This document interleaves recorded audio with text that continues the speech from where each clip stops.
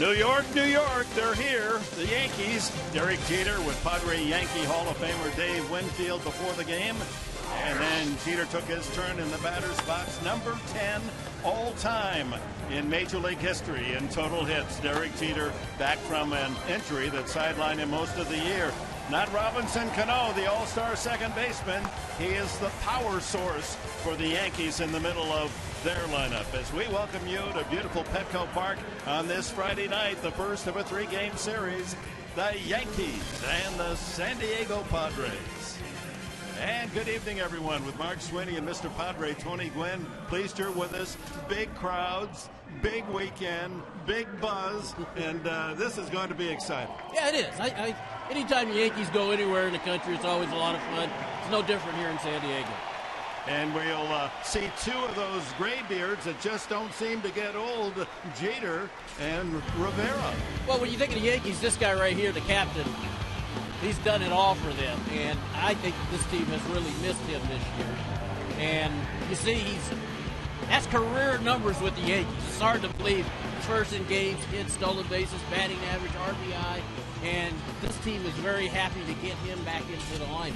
The second guy, Mariano Rivera. I mean, what can you say? This guy is a big reason why they've won all these championships here in the last 20 years, because he's the guy that closes it out and gets it done. You see the saves. You see the postseason saves. Both of these guys, 18 years with one ball club.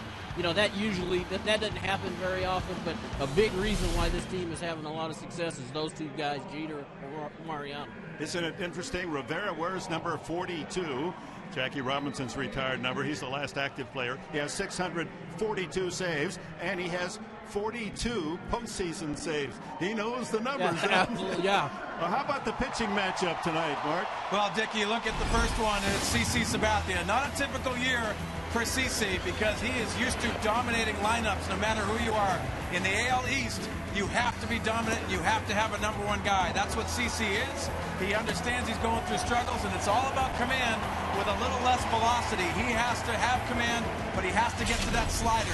Andrew Cashner, on the other hand, is getting his feet wet in the big leagues as a starting pitcher. Andrew Cashner understands he's got a power fastball, a real nice changeup, but the slider is the key for tonight.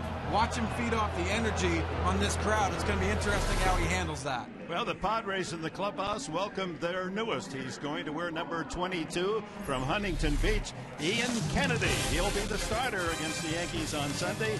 And Laura McKeeman will introduce the newest Padre to you when we come back.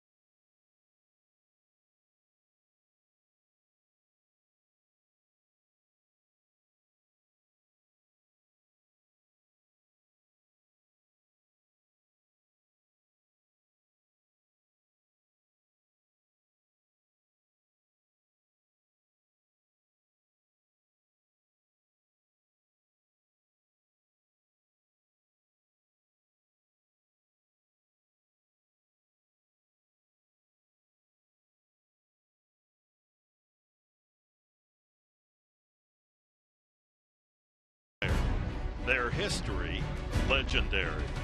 Their success, pinstripe power, 27 World Series titles. For decades, their players among the game's elite. A team built and expected to win. Love them, hate them. They are the New York Yankees. Just as we learned in the '98 World Series, the Yankees serve as a measure of greatness, a challenge for all others to match. For the next 3 days, that challenge falls on our center stage as the Bronx Bombers make their first Petco visit. The New York Yankees, the San Diego Padres. Next on Fox Sports San Diego. It's a great ballpark here in downtown San Diego, but never more beautiful than when it's a sellout crowd to come and cheer. Baseball at its best. The Yankees and Padres, first of 3, and all 3 games expected to be full capacity sellouts. Let's look at the Yankee lineup. Brett Gardner will lead it off, brought to you by Hyundai. Derek Jeter finally back into the rotation. Robinson Cano. Lyle Overbay, the veteran first baseman, has had some big hits for them. Curtis Granderson welcome back to the lineup, so you get both Jeter and Granderson back for this series. Ichiro bats 6th, Eduardo Nunez, then Chris Stewart, and Sabathia bats 9th. And of course, Sabathia very few swings because of the DH over in the American League side. Cashner ready to go. Gardner, the speedy outfielder, leads it off, and the first pitch strike at 97 miles an hour. I would guess there's a little adrenaline going on. Yeah.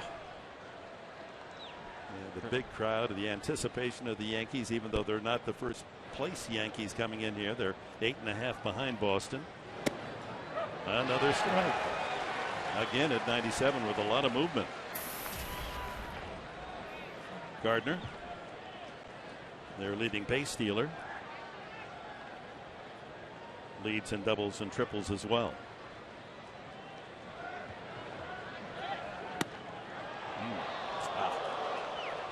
That looked better than the pitch they called strike 2. Yeah, just off the edge on that slider. Andrew Cashner understands he can rear back and fire. Likes that four-seamer with 2 strikes. Mike DeMuro calling balls and strikes with Berry, Marquez, and Barrett. Jerko ranging, and he gets the head first slide. Gardner for the out. Well, that looked like it was going to be a tough play right there. Jerko going up the middle. You got a speedy guy in Gardner, and look how quick he gets rid of this ball. Nice play by Jerko. You can see why the Yankee fans love Gardner. His all-out hustle. He jams that left hand into the bag. Good play by the rookie Jerko. One away, and here's Derek Jeter.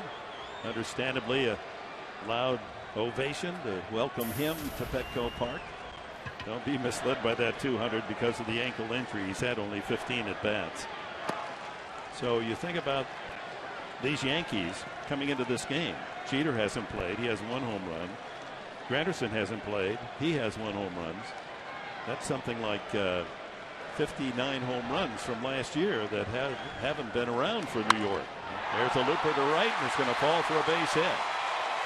Jeter goes the other way just as he homered his first time up last week, returning to the lineup. A check of the Padre defense brought to you by the Aramco Group. Guzman in left, and Forsythe starts in right field tonight. Denorfia will patrol center field. Headley, Cabrera, Jerko, and Alonso on the infield with Hundley behind the plate. Well, here's the scouting report sponsored by Jaguar of San Diego. Andrew Cashner has to feed off the energy. We already seen that plus fastball, but also the arm speed on the slider. He's been slow enough to try to throw it for a strike. He has to throw that with a hard break. That's going to be the difference maker tonight. Robinson Cano. Big swing and a miss. Cano at 293, leading the club in home runs and RBIs for Joe Girardi. Lyle Overbay to follow. Well, the Yankees, because of the dimensions of new and old Yankee Stadium, they've always had a lineup loaded with big, long-hitting left-handed hitters. And Cano, as a second baseman, has brought incredible power. walks a lot, 52 walks as well. When you think about this Yankee lineup, that's what, they're the Bronx Bombers. That's what you think about, guys hitting the ball out of the ballpark. Well, no Teixeira, no A-Rod, no Jeter, no Granderson. Nice stop by Henley. That explains the fact they're sluggish in the first 4 months of the season, 56 and 51 for them. Yeah. That is not appealing. Well, they missed this guy being at the top of their lineup. And he led the major leagues in base hits last year, and that's what Derek Jeter likes to do a lot, is back that ball up and just take it to right field. Get himself on base and give these guys a chance to drive in a run. Granderson is 2 hitters away.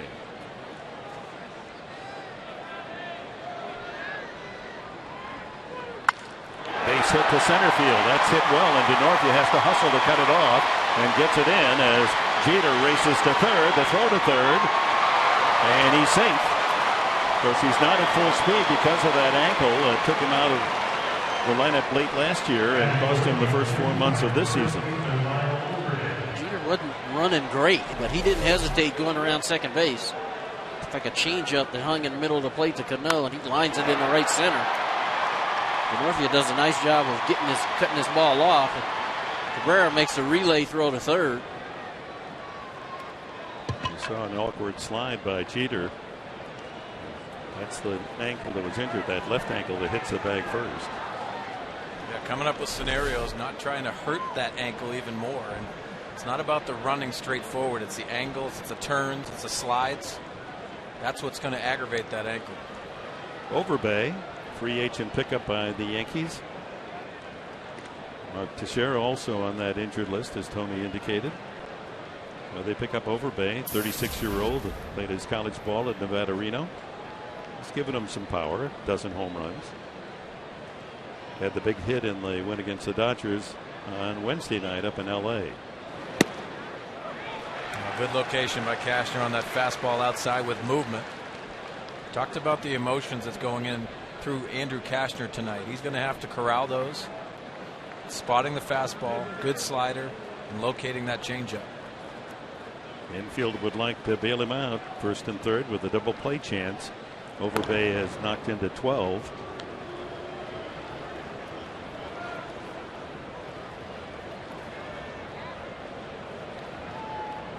Jeter at third. Cano at first. Granderson on deck. Overbay with a count, 1 strike.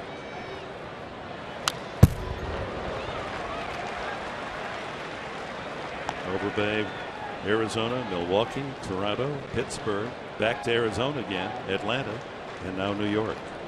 There's nothing wrong with playing with a lot of teams, Dick. It's a major league uniform.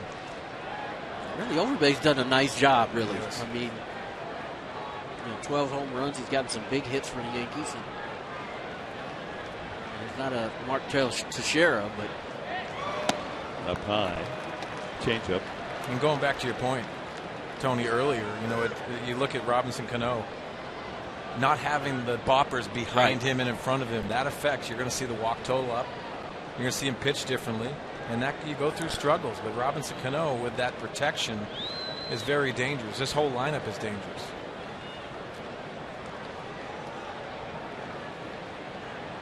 A ball, 2 strikes. That's out of play down the left field side. I think the difference that you think about when you think about the Yankees, they're built to win the World Championship. They're not built to go to the playoffs.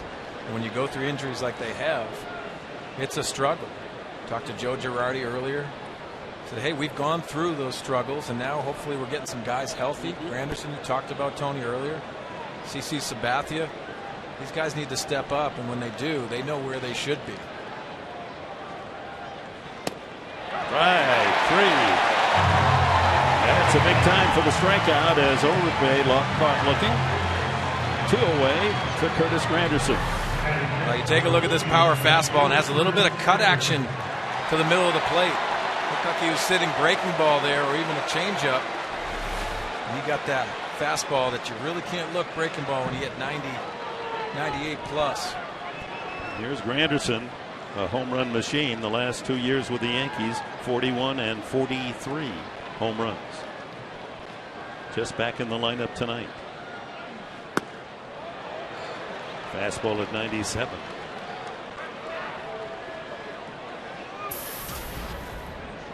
.250 again, totally misleading. He's 7 for 28 before the injury, and finally out of rehab, joining the Bombers.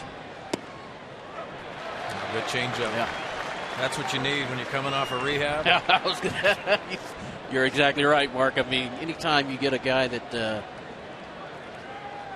coming off rehab, you want to keep him honest. Mix in the breaking ball with the changeup. Everybody wants to hit the fastball, especially when you throw hard. To play, and the count goes to 1-2.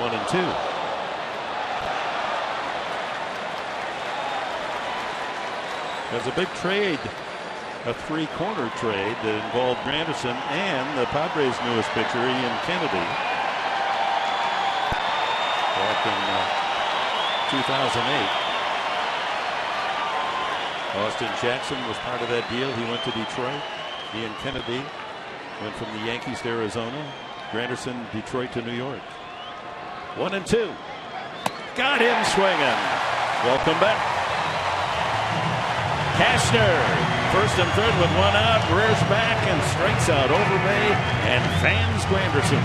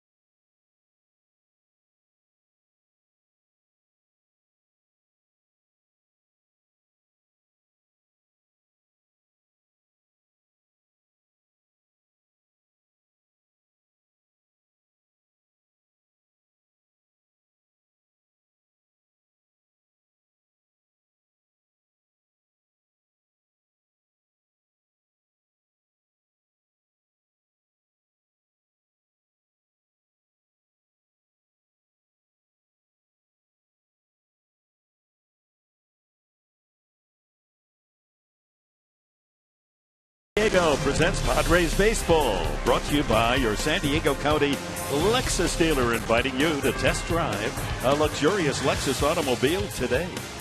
By Petco, where the healthy pets go. By Farmers Insurance, contact your local agent at 888-96 Farmers. And by the experienced Buick Lease, it's a new lease on luxury. Beautiful sight. Packed house. Game one of the three-game series.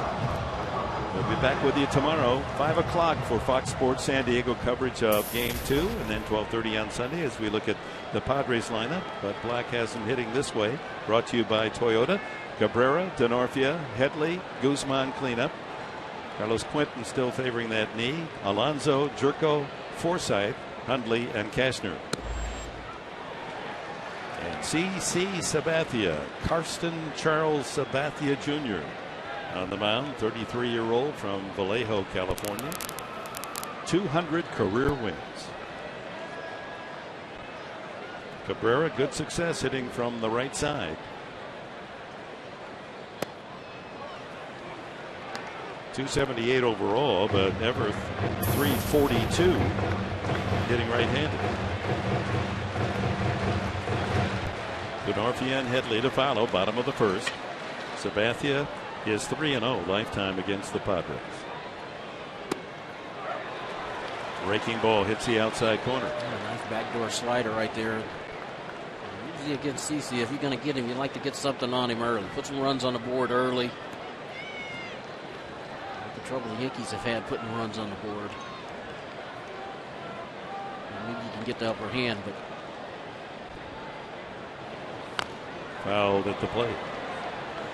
Now forever with Rivera, what a nice adjustment he's made from the right side, especially the consistency.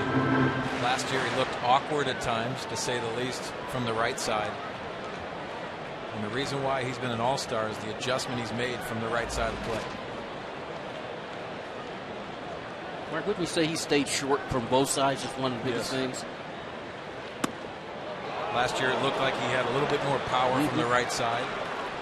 He'd lose the barrel more. And what I mean about that, exactly what you talked about, Tony, being short to the baseball, controlling the barrel. Ricky Henderson used to have a saying, and he said, you got to know who you is. And that's what I think Everett has figured out, is that, you know, he's a line drive hitter. He's not a guy who's going to hit the ball out of the ballpark. And so he's shortened it up on both sides. He's used the whole field on both sides, and consequently he's had success. Look at Fox Tracks by Southland Technology. Got lucky on that last pitch, number 6. Looked like a pretty good pitch. A real good pitch. Full count. Ground ball, right side and through. Rivera leads it off with a base hit going the opposite way. Top base stealer in the National League with 37 is aboard. Here's your classic example right there. 3-2. You know you're going to probably have to hit something that's down in the zone. He shortens it up, just kind of pokes at it. But he hits it sharply and gets it in the right field for a base hit. And as a leadoff hitter, he's done his job now. He's gotten on base.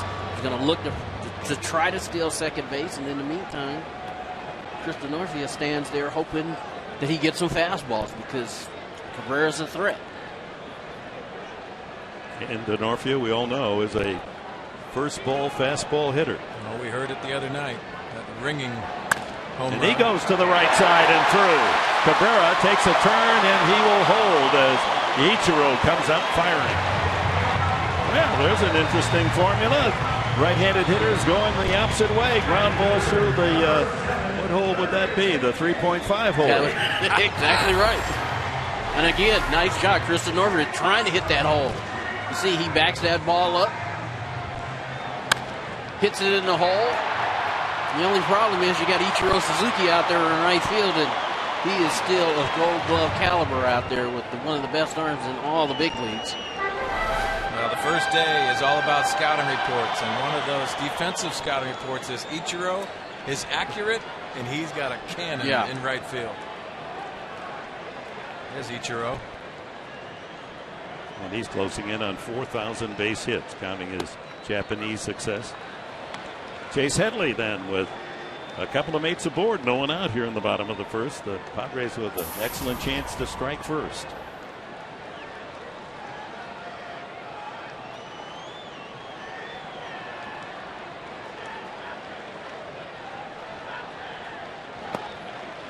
One and one. There's the changeup. For CC, it's fastball, curveball, slider, changeup. Likes to throw the slider when he gets ahead with 2 strikes. He'll pitch both sides of the plate with his fastball.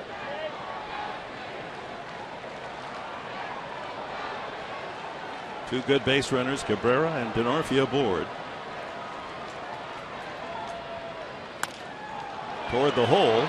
Jeter gets one there, back to first. Just beats it out. Almost a double play for the Yankees. And Headley able to leg out the relay from Cano. Let's take a look at this double play combination, and they're still getting their form. Derek Jeter over to Cano. A little too late, but credit Chase Headley getting out of the box and getting down the line. That's how you make an easier situation for Jesus Guzman, hustling down the line. Yep.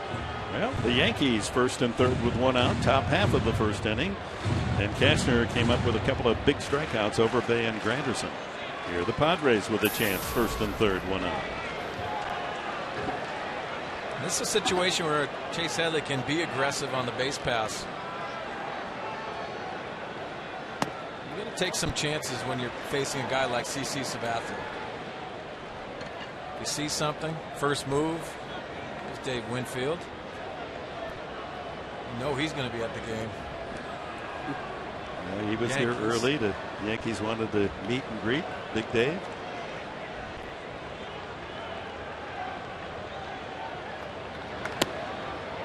Good check swing by Guzman. And he's now in a 2-0 count, or he might try something. That right side that has been productive for Cabrera and Denorfia wide open for Guzman. Even though he is a dead pull hitter, and that's how they play him in the outfield. 3-0. See from our Fox track by Southland Technology. The command is out of the strike zone. Yonder Alonso, the Padres' hottest hitter since the All-Star break, is next. Padres fans ready to erupt, looking for something good to happen here.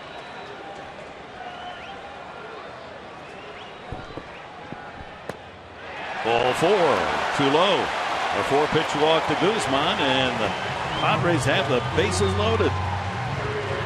Look at the Yankee defense, brought to you by Hyundai. Granderson, Gardner, and Suzuki left to right in the outfield, with Nunez and Jeter on the left side. Cano, Overbay, at second and first with Chris Stewart behind the plate. Let's take a look at the scouting report for CC Sabathia, the Northern California left-hander. Command versus velocity. Used to be upper 90s. Now that velocity's dipped down. He's got to rely on command, but he has big game stuff. This man understands the importance of the first game of the series. The only left-handed batter in the lineup for Bud Black, Yonder Alonso. And he takes a breaking ball for a strike. And you know, Tony, he loves that slider against left-handers. He'll fall in love with it.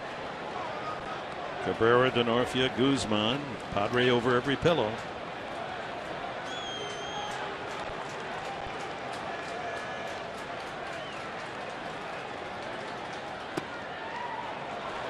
Oof. 1-1. Like you said, he likes to throw a slider to left-hand hitters, but they're challenged to inside part of the plate with a fastball. Alonso, since the All-Star break, hitting a lusty .396, 100 points over his season average. And 2-1. Well, the last left-handers, you see Joe Girardi there looking on, seeing where that strike zone is. But the last left-handers Yonder Alonso's face is Chapman. This probably looks like batting practice to him. Only 93 on the fastball so far from Sabathia. He took a 102 mile an hour fastball down and in, and looked very comfortable with it. 1 out, bases full. Slicing down into the left field corner and away from Granderson out of play.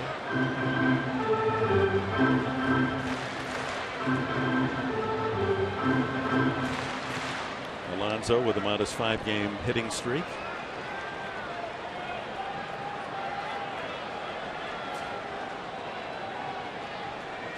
You want to score first, especially against these Yankees. When they score first, they're tough to beat. They're 39-11.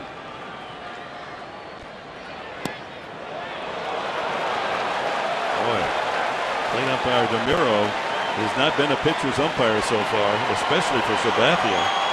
Well, and that's knowledge. If you're sitting in the dugout or on the on-deck circle like Jed Jerko, you understand if that strike zone is tight. Take a look at this spot. CC Sabathia expects that. If you're on the bench and you're watching the game, you understand that's a tight strike zone. Full count to Alonso. Again, veteran pitcher, you can tell he's keeping his composure. You saw that last pitch really upset him. Ball 4, and the Padres get a run on a bases loaded walk. Rivera comes in. Credit Alonso with his 39th RBI. Pitching coach Larry Rothschild out to talk to CC. Exactly what Tony just talked about. That composure part, but settling him down. Not letting this game get out of hand early. Early struggles for CC Sabathia in his last few starts. Where a younger pitcher might have gotten upset and kind of lost his composure in that situation. CC wasn't happy with the call. But still, he kept his composure and still tried to come back and make a quality pitch. Still with a run in and only 1 out, bases loaded. He's needed 21 pitches to get to Jerko.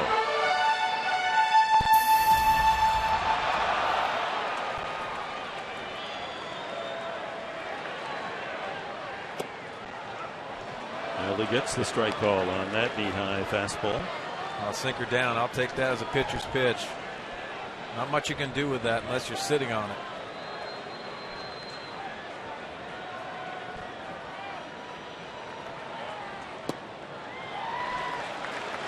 Sabathia, 6'7", 290 pounds, and kindly reported as 290. You see a lot of these players, they tailor their uniform to make him look slim. He's more the casual attire.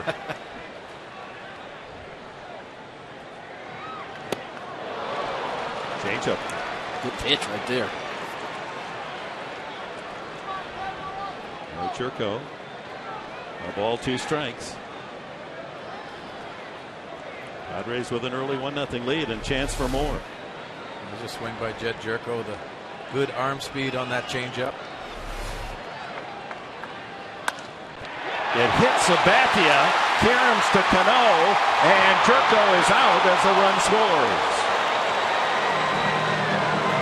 That might have been a double play ball if it gets by Sabathia, but the Padres will accept another run. Headley comes in to score on the 1-4-3 putout of Jerko. Yeah, good pitch by CC Sabathia. Good swing by Jerko. And watch Robinson Cano. That's not an easy play. Bare hand and get it on. Make the play on the run. Because his first step was towards second base, he had to reverse his field. And just did get Jerko. And that ball from down under, getting that out at first. Guzman moves to third. Alonso to second. 2 outs now to Logan Forsythe. Padres taking full advantage of a couple of singles and 2 walks and an early 2-0 lead. Forsythe in the lineup playing right field tonight. Good stop by Stewart. Well, you understand that. It's not a good matchup for a left-hander. So a great at bat by Yonder Alonso. But this is not a good matchup left on left. See all the right-handers for Bud Black.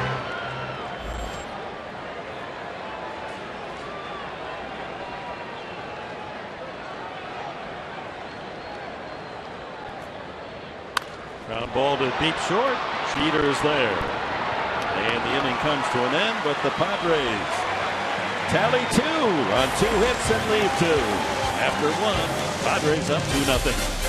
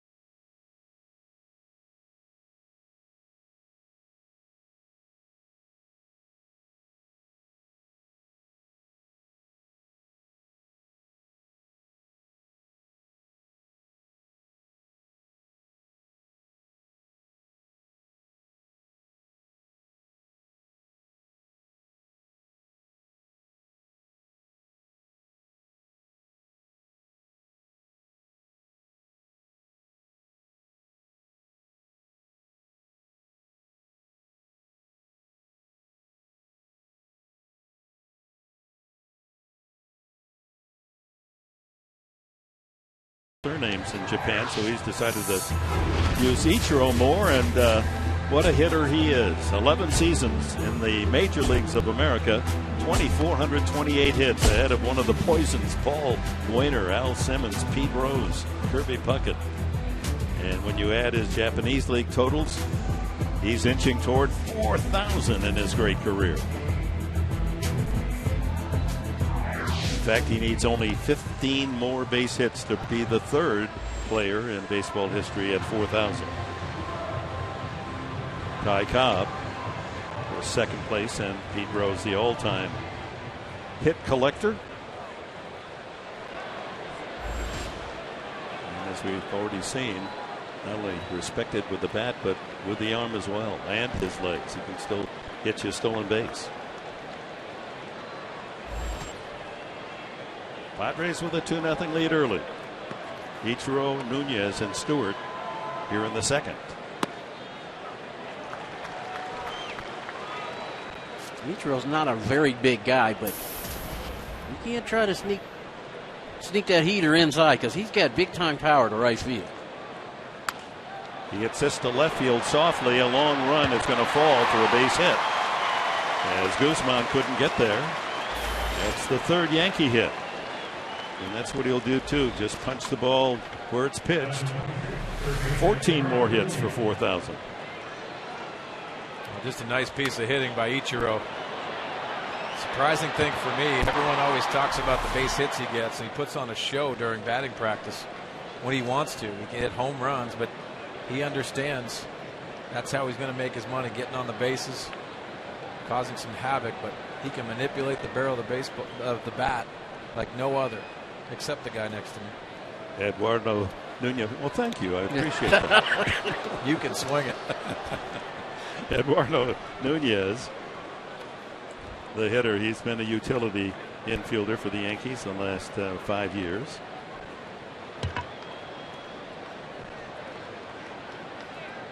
Ichiro has 15 steals this season. Dick, I heard you had a leg kick, right? Did you go leg kick? I was pretty flat-footed. That was my problem. You know, you march around a farm all your life. You know, you can't get too much kicking going on except to jump over some things now and then. Nunez, 225 hitter. Backs away from the fastball.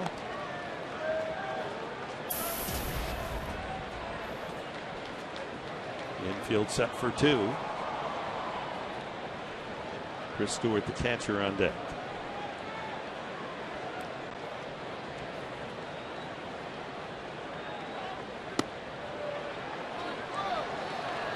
One missing inside apparently, and both pitchers puzzled by Mike DeMuro's strike zone. Oh, that's the adjustment you're going to have to make.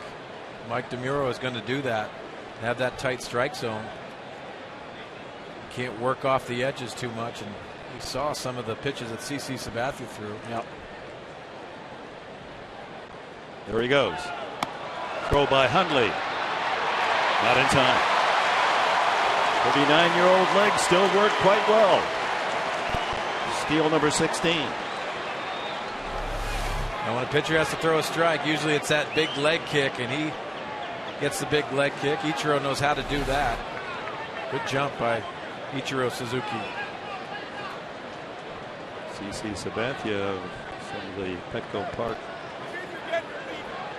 terrain there in his spikes. Wow, we got fussing from the Yankee dugout.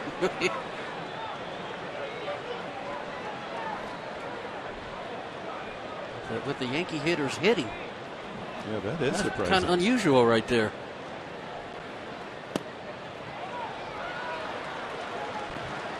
And the count now 3-1 on Nunez. I guess the argument maybe from Girardi was that 2-0 pitch was not a strike.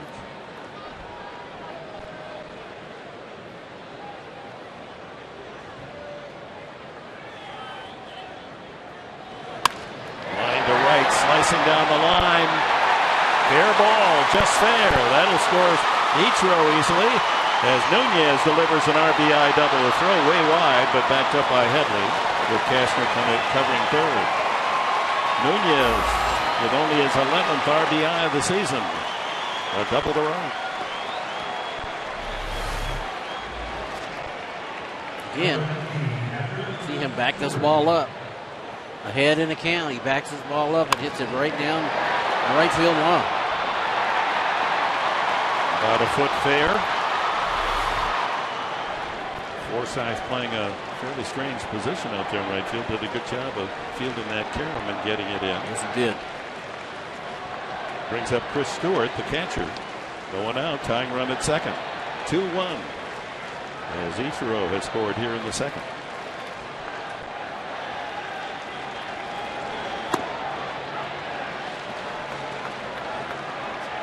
Stewart, a .225 hitter. He's with the Padres for a half a cup of coffee. Back in 2010, he played 2 games.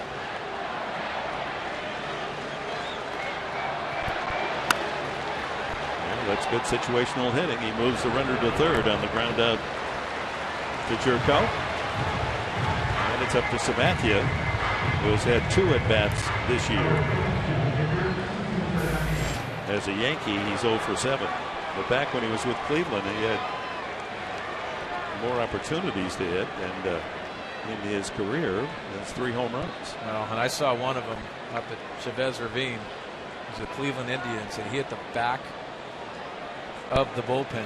And I don't think I've seen many regular hitters hit it that far, and it was a bomb. Infield in. Fastball misses, ball 1. Well, he's an athlete. I was going to say, when you're a pitcher in the American League and you can handle the bat a little bit, you look forward to these opportunities.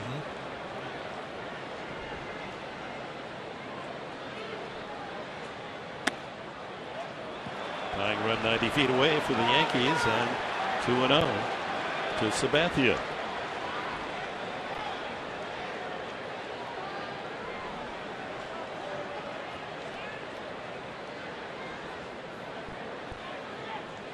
Whoa, watch out. Wicked line drive just beyond the dugout of the Yankees.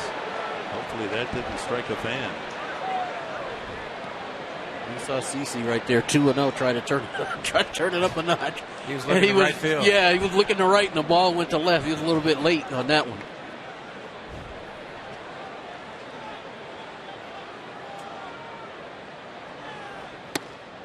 That's in there. 98 on that fastball.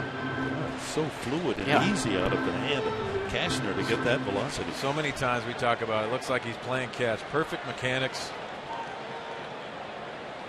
He's just playing catch with Nick Hundley.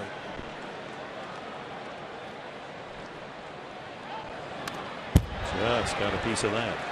Again at 98. So Cashner trying to call up that strikeout pitch that bailed him out of trouble in the first inning, striking out both Overbay and Granderson with a runner at third base and 1 out.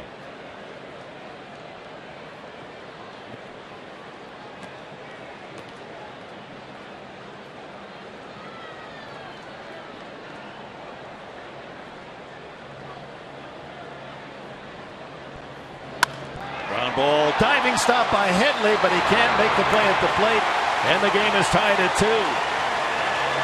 Good play by Headley, but Sabathia helps his own cause. And RBI is first of the season. Nice job by Sabathia, backing it up again. A hard ground ball. Good base running by Nunez. Going on contact. Chase Headley's only play here once he gets back to his feet is to go to first base. And the game's tied. That's the Yankees playing good situational ball. With a man at second, no one out. Stewart gets a ground ball to the right side to get his man over to third, and Sabathia actually rips one at Headley. Hit so hard that Headley must have had a thought, maybe I can come to the plate.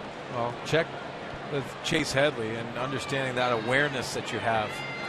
So many things he does well at third base. But he had a look at home plate to see if he had a chance. He took the out. Nunez was off on contact. So the base is empty now, and Brett Gardner, the leadoff man.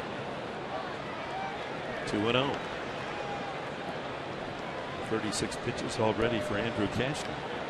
So Ichiro with a looping single to left. Nunez a line double into the right field corner to drive in Ichiro, and then a couple of ground outs to tie it at 2.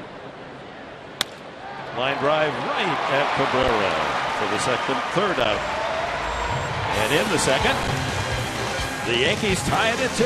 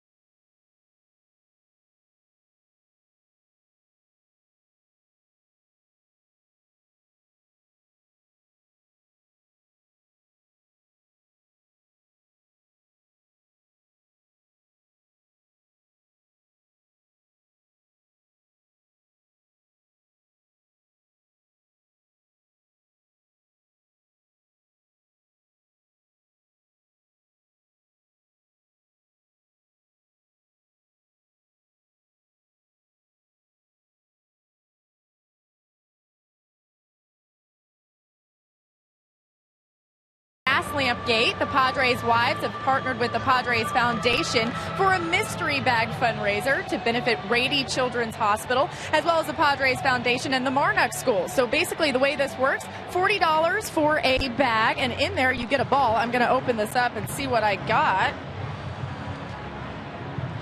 Autographed by Edinson Volquez. So here you go.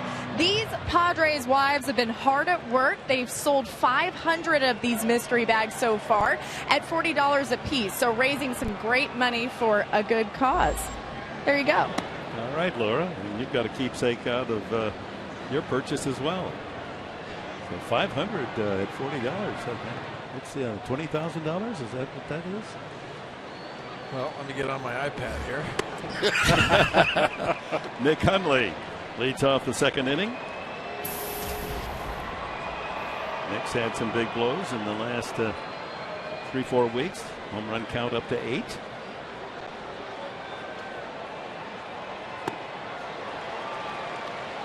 One and two the count with Cashner and then Cabrera to follow. Tied at 2 early. Well, we talked about the velocity for CC Sabathia. It's not that devastating velocity, but you still have to stay short with your swing. You can't get too big with him because he'll take advantage of that and he'll pitch up in the zone underneath that loop of the bat. Ground ball deep at third. Nice glove work by Nunez to throw out Hundley by a strike. Brings up Cashner. Cashner has the best batting average of any man in the 9-man starting lineup. He's hitting 300, and his last outing in Arizona, he hammered a line drive home run. Take a look at what Mark Kotsay does to him. Here's the silent treatment. And I love that. That's team chemistry right there. Kotsay finally bear hugging him, and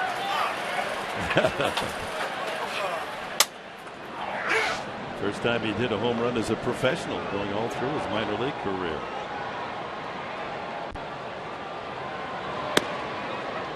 Dick, we were talking before the game and how impressed we are how he runs, getting out of the box, hustling, does the little things to win games, and he's got to help himself offensively. He has 4 bunt singles. And he lines that one foul. He put some good swings together. 9 for 30.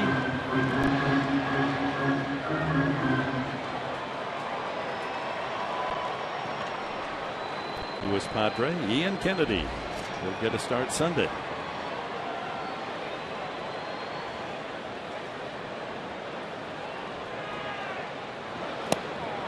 There's the strikeout for Sabathia, his first of the game. That brings us to our Saquon Vacation strikeout statistic tonight. Active pitchers, most career strikeouts since 2001. Sabathia well ahead of A.J. Burnett and Roy Halladay.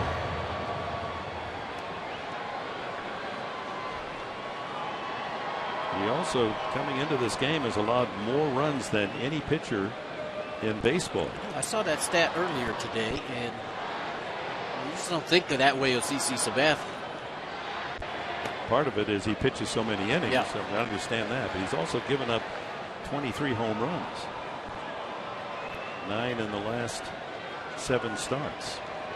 Cabrera started the Padre first inning with a single, came around to score.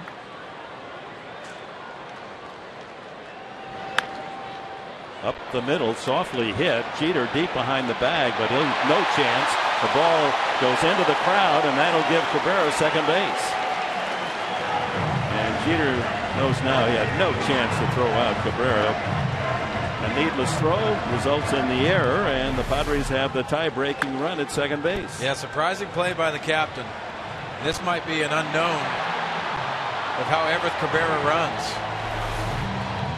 Surprising play by Derek Jeter, who understands that part of the game, the scouting reports. That's what he takes in. I'll tell you what that looked like. That looked like the play of a guy who knows he's not 100%. You know, he didn't get to that ball that quickly. He knew he had to get rid of it quickly.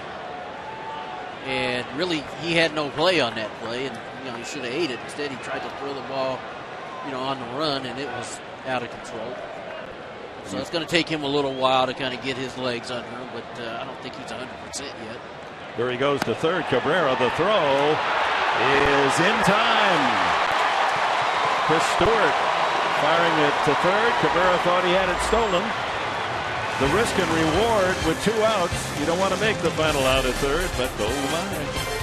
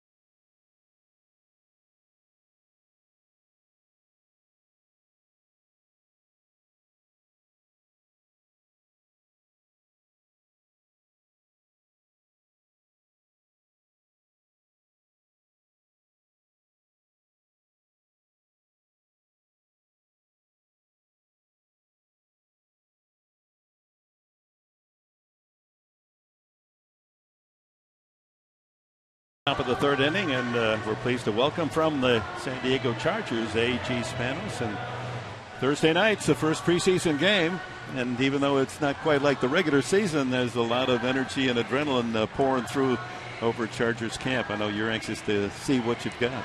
Yeah, there's been some big changes this year. We have a new coach, new GM, lots of new players. I think people are excited to see what this team looks like on the field for the first time. What has caught your eye here in the first couple of weeks of training camp? I think the intensity at practice has been outstanding. I think the fans coming out to practices have been great. And if you haven't been out to training camp yet, I encourage you to check the schedule at Chargers.com and come see us out there. And there's a lot of excitement at Chargers Park right now. And we're excited on Fox Sports San Diego because Laura McKeeman is going to host a show, a Chargers Report with Mike McCoy. We'll get some insights into the game plan every week. And that way we become a little part of the family. That means we'll probably get some really good seats, right? You'll put some tickets. Anytime you want to come to the game, you're welcome, of course. But, yeah, we're really excited about this partnership with Fox Sports San Diego.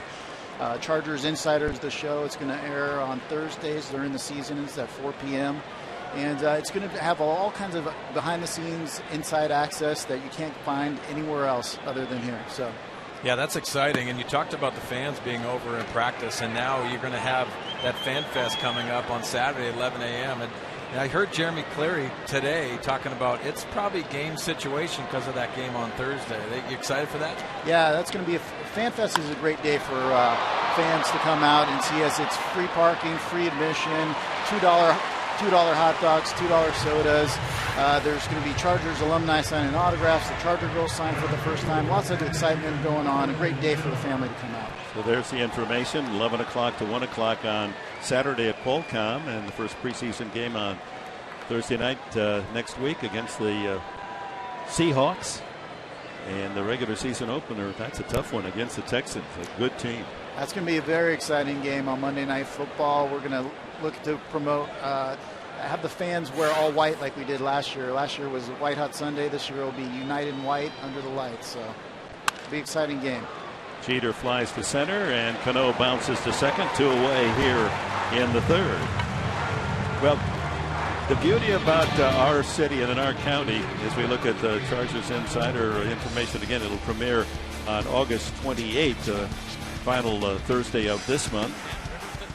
And you'll see it more if you don't catch it at 5:30. It's on at 10 o'clock as well. is that we all take pride, AG, and I know all the Charger family as well, that San Diego on our uniform or on our helmets. So that's us, and we root for each other. What you do well helps, I think, the Padres, and the Padres do well, the Chargers are happy. Absolutely. Our teams represent our city, and we should be proud when the Padres and the Chargers have success because it's good for all of San Diego. So, AG, I got to always ask you, too. I love the powder blue unis, and it's always talked it's about. It's almost this color. Yeah, is that a hint? Your feelings on the powder blue? We love wearing our powder blue. We think what makes it special is we only wear them a few times a year.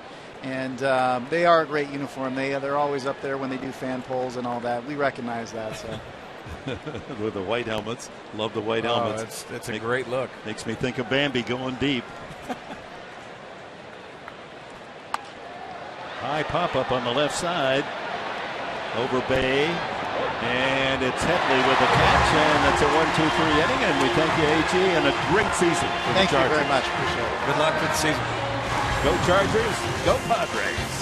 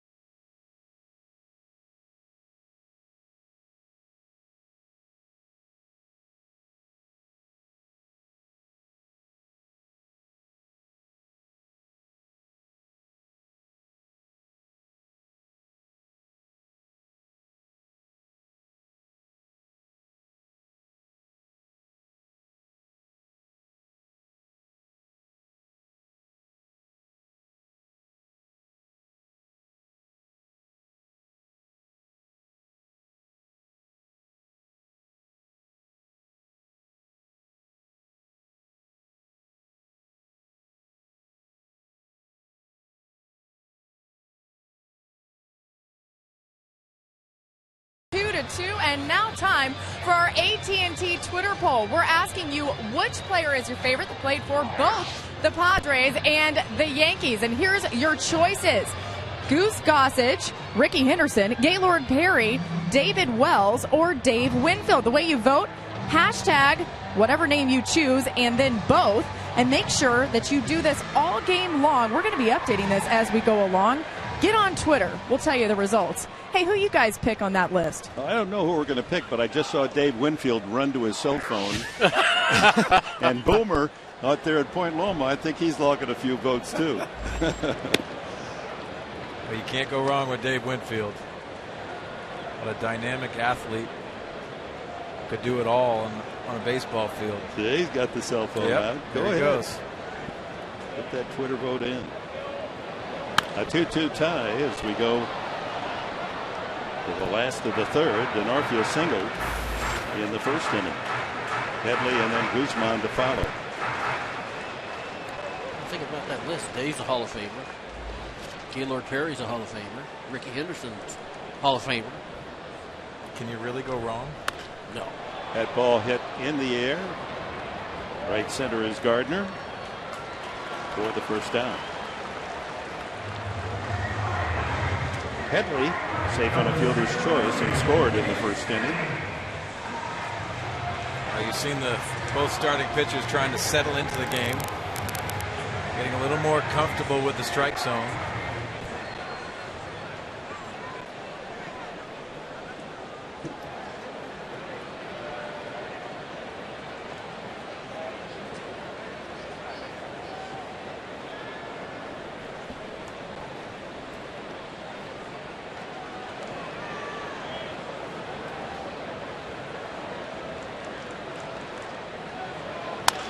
That ball hit. Fair ball past third. Karam's out to the left fielder, Granderson. His throw won't be in time. Headley with a double.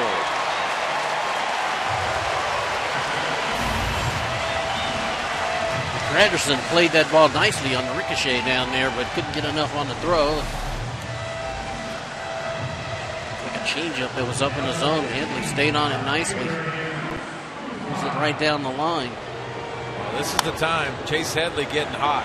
Happened last year, right after the trading deadline. Hopefully he has a clear mind. And he takes this team on his back. He showed it last year. He can do that. So on a 2-2 tie, Headley at second with one out for Guzman, who walked, and so did Alonso. Two key free tickets for the Padres in the first inning. Alonso walked with the bases loaded to get one run home, and the second run scored on Jed Turco's ground out. Well, the benefit of Jesus Guzman, his last at bat, saw a lot of pitches, a lot of information you can process if you haven't faced CC Sabathia before. 2 balls, no strikes. Next 2 hitters, I think. You're right, Mark. Guzman saw a lot of pitches. Alonso saw a lot of pitches. Sabathia, it looked like he was getting back into his rhythm, but the thing I've noticed is his command of the breaking ball, the off-speed stuff, the changeup, the slider. He really hadn't been pounding the zone with it like he normally does. So as a hitter, sometimes you can just kind of zone in, pick yourself a pitch to hit, try your best to put the best swing on it. Well, Tony, you talk to the Yankee people and they say, why is CC Sabathia not right this year? It's all about location. Location with the changeup, location with the slider, exactly what you're talking about. That ball hit well, but center fielder Gardner with his speed chases it down for the second out.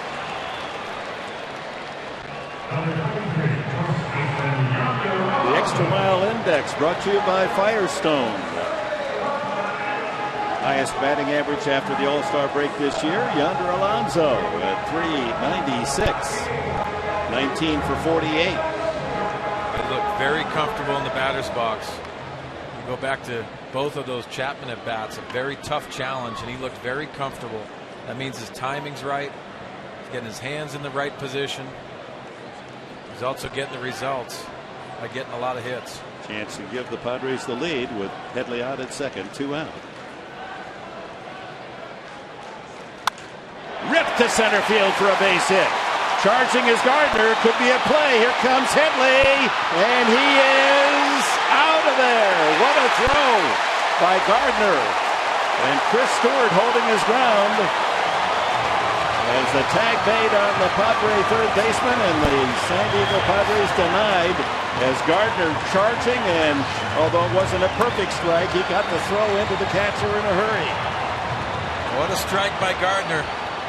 Good job by Stewart hanging on to the baseball with that collision at the plate.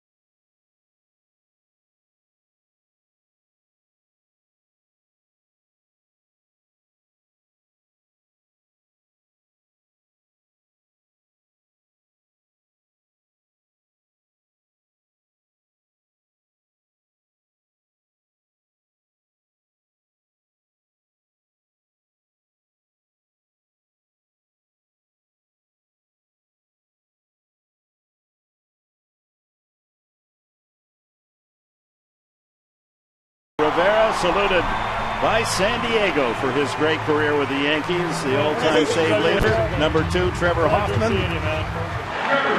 He passed Trevor a year or so ago, and the gift from the San Diego management, not 1, but 5 beach cruiser bicycles for Rivera, his wife, and his 3 children, and he seemed most appreciative of that gift. He's being surprised throughout the American and National League as he makes various visits. Good man, isn't he? A great man. I think his teammates want him to ride off on the bike, too. He thought better of it. I think the Padres wanted him to ride off. Absolutely. Well, the Oakland A's kind of stole the Padres' thunder. They like to give a nice big old San Diego surfboard to honor. That's what you received. Didn't you receive one of those? I'm fortunate to have a couple made for sure, but we gave Chipper Jones one last year. Right. And the Oakland definitely did sneak up on us. But that seemed to be a gift that pleased Mariano. Well, I think he's excited that his family's going to get a bike too. So you can see him riding around in New York City Central Park and Padre Beach Cruiser. Well, San Diego's all about family, so that was a terrific, well-thought gift for Mariano. Back to the mound, and Cashner will take care of Granderson for the first out here in the 4th. The ballpark's alive tonight, Trevor. The Yankees do that. They bring a lot of energy, knowledgeable fans. I think it's exciting for our Padre fans to get excited as well and to match their intensity. But it's always nice when the ballpark's filled up. It definitely gives a different feel. More of the same tomorrow night, and I guess there are a few scattered seats available for Sunday to complete the series. It'll be Tyson Ross tomorrow night against Ivan Nova, and Sunday Ian Kennedy makes his Padre debut against Phil Hughes. Right field, Suzuki, and each row is out. 2 away. Laura, you have a message from Mariano? Well, definitely, and I talked with him earlier today about Trevor Hoffman. Trevor, he says he feels like you guys are tight, and he respects you so much for what you've done in this game for so many years. He said you're an example of someone who respects the game and did everything for the game, and he says he's honored to call you his friend. You're here. Some kind words right there coming from a guy that has meant so much to this game. We appreciate the way he's gone about his business, and it was great to spend a little bit of time with him today. I'm sure that when he passed your record that you were the first or one of the first to send him congratulations. That's the way it works. Absolutely. It is how it works. Definitely don't like being number 2 in anything, but that's part of it. It's nice when if you are passed, you're passed by such an ambassador of the game, a guy that's respected the game, and the people he goes up against. Something that you can be happy about. How you feel? Last year, Derek Jeter went by me on the hits list, and you do your due diligence. You send him a card, congratulating him, letting him know that you're going about it the right way. By Cashner, tough play for Jerko, and he gets him on a close call. Nunez out, and that may bring Joe Girardi, and it will, out of the dugout to argue. Jerko makes another good play. Bang, bang.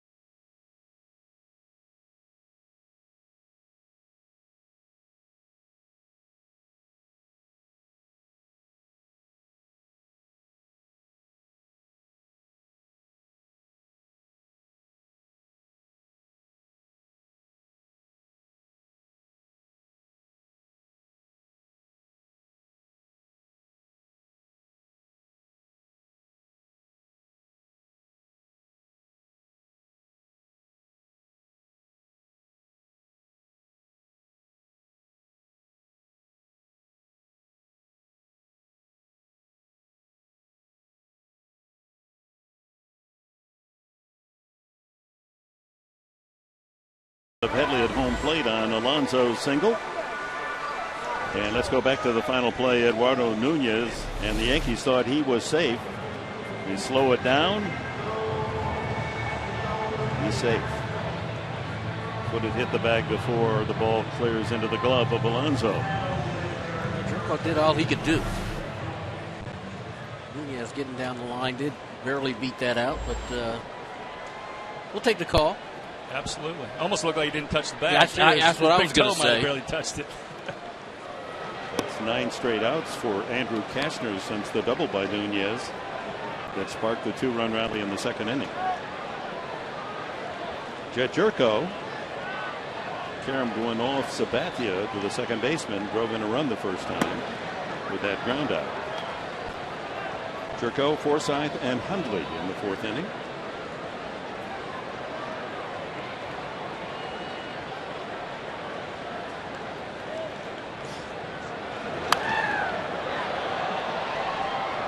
Back to the discussion about congratulating those players that follow you, the next generation, and their success. The beauty of records for fans is the fact that whenever someone does pass, let's just take your example, Trevor, it reminds everyone of how great you were.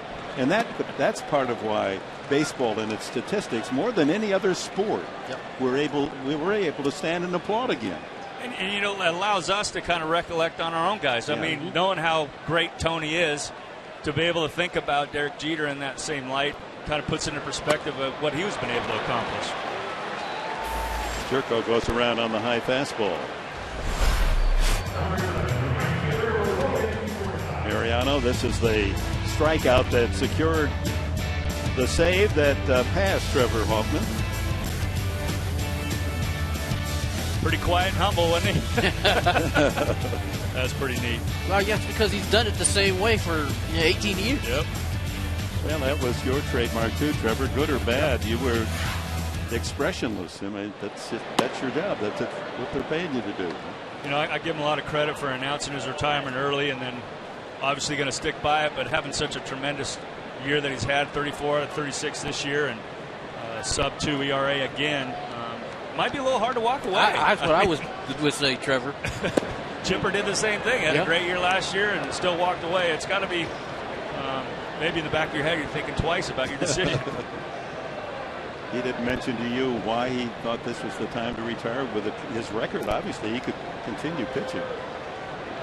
He didn't. I just think everybody gets to a point in their career where they're comfortable with that decision. It's not something that's a rash or a rush decision. I think it's something they think about with their family and are prepared to move on maybe the next phase of their career. And it's nice when you can go out on top. You look at how far the two, Rivera and Hoffman, separate themselves from the other great relief pitchers in terms of saves. 3-1 now, the count. Logan Forsythe grounded to short his first time. It's 18 years of travel and hotel rooms. You get tired. Yeah. He was going to retire last year, and of course hurt his knee in Kansas City. And decided he didn't want to go out that way, and he worked hard to get back so he could play one more season. And all the work he put in during the winter for this year, and you see the numbers, it's been outstanding. Pulled just wide of third by Forsythe. The All-Star game, and Rivera on July 16th being called to save it for the American League at Citi Field in New York, and the All-Stars in both dugouts saluting Mariano. It's kind of neat. The team stayed in the dugout and let them have that moment on the field. And, pretty special. I know, Tony, in your All-Star game, you got the Commissioner's Award. Yeah. Got the opportunity to be loved on by everybody in baseball. It's I'm telling you, man, you guys deserve that sort of thing. Yeah. I'm sure when Mariano ran through the doors out there and ran on the field, that was the last thing he expected, to be out there by himself. Where'd everybody go? Yeah, but a moment to take in. That ball's hit well to left field by Forsythe. It's in the first row. It carried. Touch the ball. Logan Forsythe. A low line drive that just inside. Number 4 for Forsythe, and the Padres lead 3-2.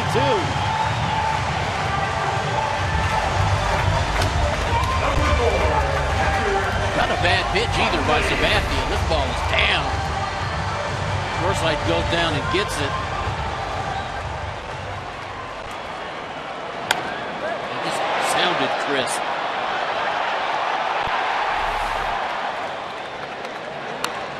Dudley, first ball hunting, flies it into shallow left. Shortstop Jeter out to collect it for the second out. You know, you talk about the sound. I know Blackie mentioned something like that the other day. It's amazing how you can pick up on that sound of the ball off the bat. Really know when it's hit well and when it's not hit well. The sounds of any sport, and particularly baseball, if you go to enough games, you can be outside the stadium and you can almost call what has happened based on the crowd reaction. If you can hear the sound of the bat against ball, but the crowd tells you as well, you know, good or bad. That crispness when it comes off the bat. Well, Forsythe with a laser shot that gives the Padres a 3-2 lead. And Cashner, who struck out the first time, looks at a fastball strike. Young man, we've said it many times, he's really a gamer.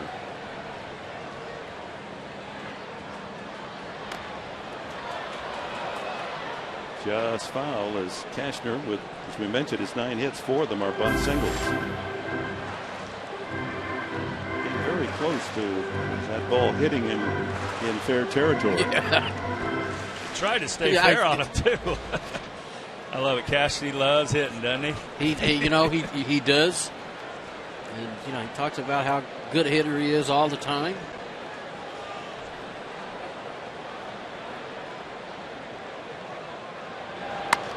Watch out. Dave Roberts there as that ball scoots by him. Hoffman used to do the same thing, talk about how good a hitter you were. We didn't get to see you hit. How many at-bats did you have in your career? How many at-bats? Certainly wasn't much to talk about for sure. I think I got over 30 at-bats, to be honest with you. As a pitcher, 30. As a pitcher, yeah. My infielder hitting days finished in A-ball. That ball just short by Overbed, but nobody there to cover. That's a knock right there. CC Sabathia says he's not going to hit me, so I'll just be comfortable here on the hill. And Castro, who can run very well, you can't call it a there. That's a knock. Talk about sounds, too. That bat sounded like it died, too, at the plate. Went down to hear him.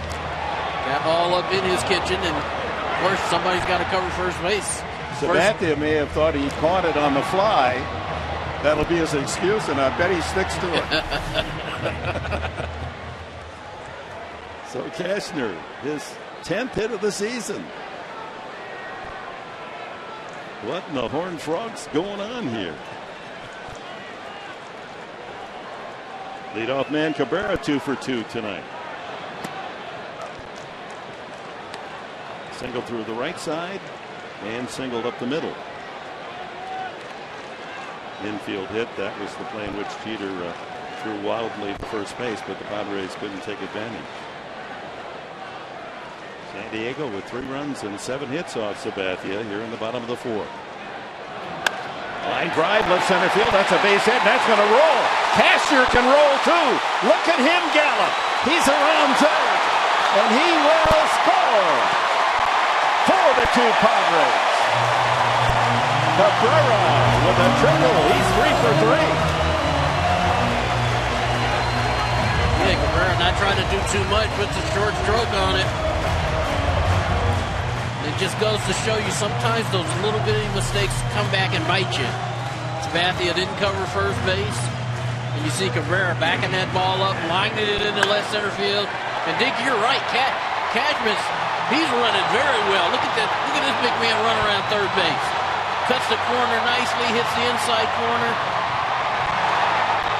And Cabrera smells triple.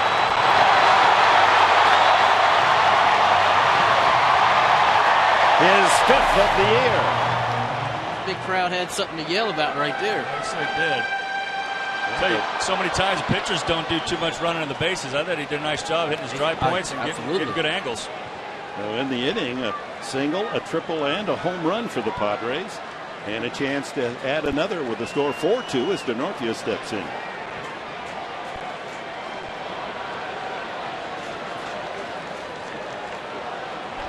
Cabrera broke his belt, and so the bat boy. Now that's got to be a thrill. That young fella is going to have a souvenir. He's got Cabrera's belt as he gets restrapped. See, those head first dives, they just rip those belts to shreds. And you'll never see that. Well, he wasn't going to switch with Big Hoppy, I'll tell you that. Your brother Glenn Hoffman there turned his back on the play. One strike to DeNorfia. Nubs that one out in front of home plate. Sabathia with an awkward throw gets him.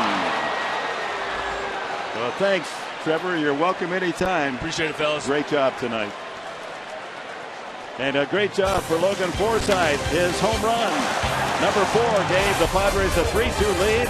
Triple Cabrera makes it 4-2.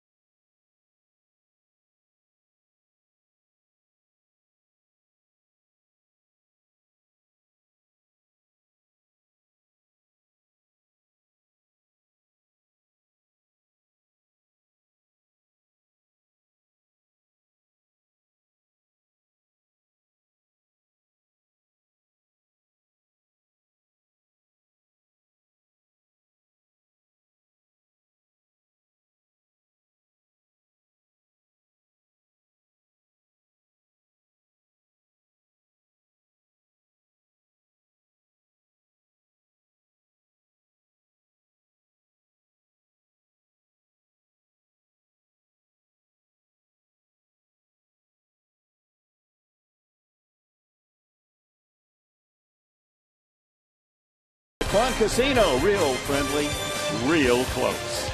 By Elysium, from the director of District 9 in theaters, August 9th. And by the Arumco Group, purchase, refinance, reverse.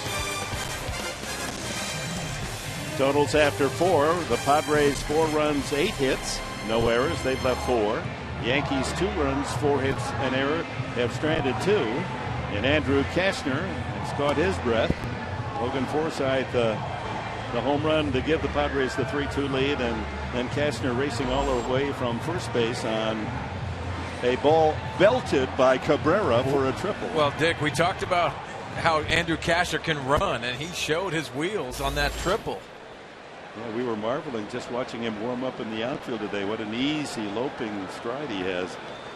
He had it at full gear. He looked like a 400-meter runner that coming into the tape. He makes a difference with his legs, but see how he rebounds by running around those bases. Not an easy thing. Chris Stewart, then Sabathia, and Brett Gardner scheduled here in the top of the 5th. Kashner is on a run of outs, 9 straight since Nunez's double in the 2nd inning.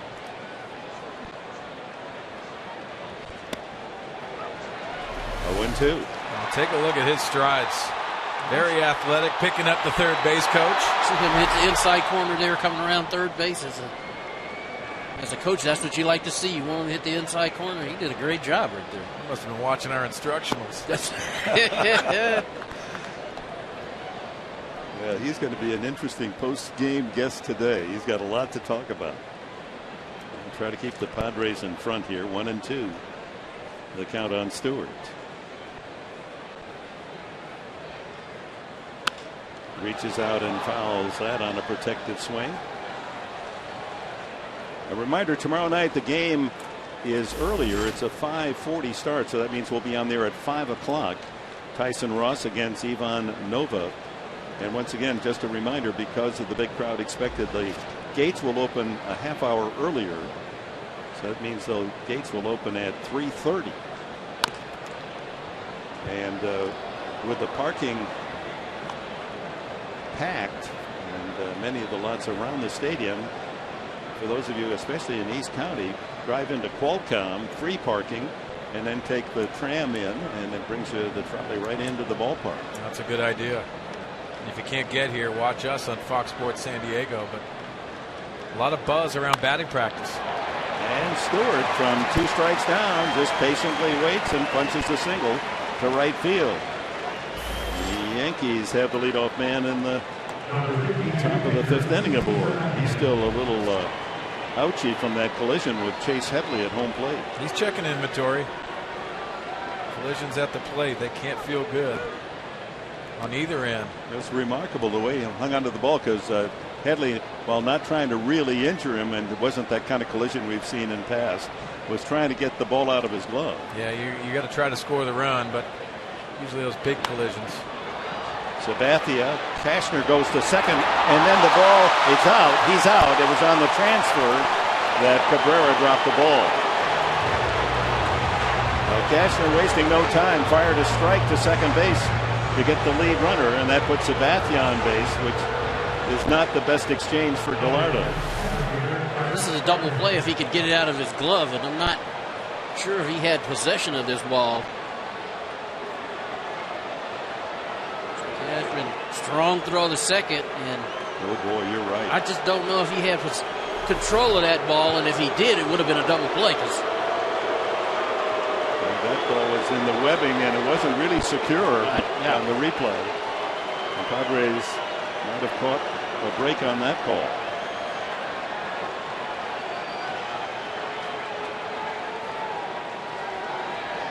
Brett Gardner has grounded to second and lined to short, so he's hit the ball hard twice. 0 for 2.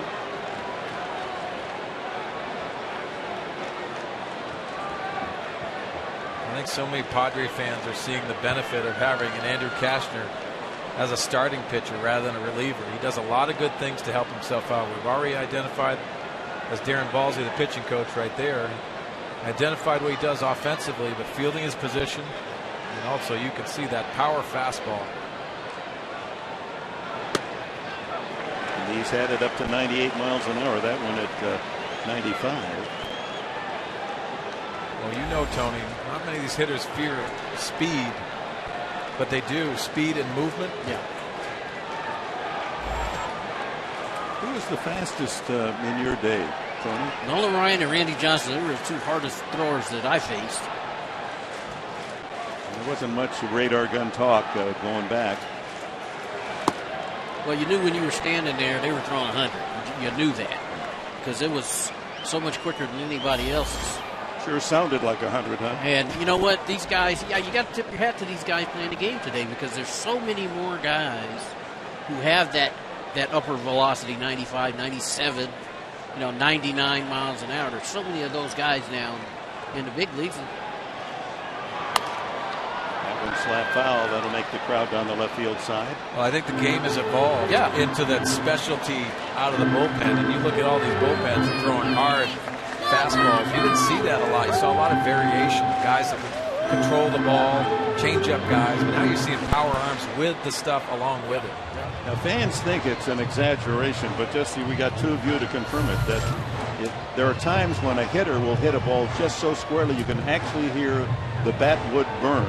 You can smell the smoke. And when you get a guy throwing like Cashner, the ball does sing on its way up. Yeah. I can tell you that is, hearing that hum when they let it go, guys that throw hard, is absolutely true. Yeah, and you know what? I had Eduardo Perez, one of my teammates. Every time he fouled the ball straight back, he'd smell his bat. Mm-hmm. And that was one of the things that, it was Tony Perez's son, so he probably got that from his dad. Yeah. But that was one of his things that he wanted to smell. He loved the smell of the bat. High fly ball. Guzman position near the line perfectly. And Gardner is gone for the second out. That'll bring up Derek Jeter. Derek Jeter, the captain of the Yankees and a true all-star. Most career hits. He's now number 10 and just 6 hits away from Hall of Famer Eddie Collins, Molitor, Yaz, and Wagner ahead. Man, that is some kind of company, select company, going all the way through the generations. Absolutely. Well, you talk about an ambassador of a game. This is a poster boy of what it should be and how you handle yourself both on and off the field. And in a city where the demands and the pressure of the total behavior. It's almost impossible. Yes. Yeah. You're under a microscope 24 hours a day. And he comes back with his injury and all. What's he do his first at bat? Home run. This guy does have the flair for the dramatic. I mean, World Series numbers are great. Postseason numbers are great. Obviously, his regular season numbers are really good. He's just been a solid player throughout his career. 313 career average. He needs just one more RBI and he'll tie Bernie Williams for the 6th most runs batted in by a Yankee. 1,256 of those. He's hit 256 homers in his career. Wow. He can't sit at my table because he's not a Judy. Well, number 3,000 being a big home run. I like that expression. He's not a Judy, Yeah, meaning a punching Judy. Punching you Judy. aren't a punching Judy. Yes, I was. Yeah. I have no shame in that. Yes, I played 20 years and was fairly comfortable just lining the ball around, taking what they gave me. Well, I didn't see Judy in 1998. No, you I saw didn't. a lot of home runs off your bat. You saw a more mature Judier. Yeah. Yeah. Hey, But, Jude. Yeah, early. Yeah, I just hit a lot of singles that kind of stuck to what I was doing. But I think, as we've talked about many times, that conversation with Ted Williams, when he made me believe that I could do that, and really challenged me to do that. To hit home. To take a shot, Yeah. take a shot, trying to hit a ball out of the ball. A good example was in that World Series Right. when you decked one at Yankee took a Stadium. shot. Exactly, you took a shot. You took a shot. You cheated on a fastball in, and was right. We'll make it into this big crowd at Petco tonight. It's 4-2 Padres, top of the 5th, 2 outs, Yankees. And CC Sabathia not getting a chance to rest this inning. He's been perched at first base for about 10 minutes. You see a guy like Jeter when he first came up, he was a line drive hitter that hit the ball the opposite way. And as he matured, he started to hit the ball with more power. And the count goes full. That'll make Sabathia run. Well, some of the stuff I marvel that you did, Tony, and taking extra batting practice. And all of us would take rounds of 10, 8. You'd hit a couple rounds that way, and then after the 4th or 5th pitch, you'd walk out of the cage and knew you were ready. That's something that is very difficult for most players. They take their allotment of swings. Yeah, well, Pete Rose used to talk about when I first came up, it's not the quantity, it's the quality. 3-2, bounced up the middle. Cabrera, with Jeter not able to run full speed, and he throws him out. The younger, healthier Jeter, that might have been an infield hit.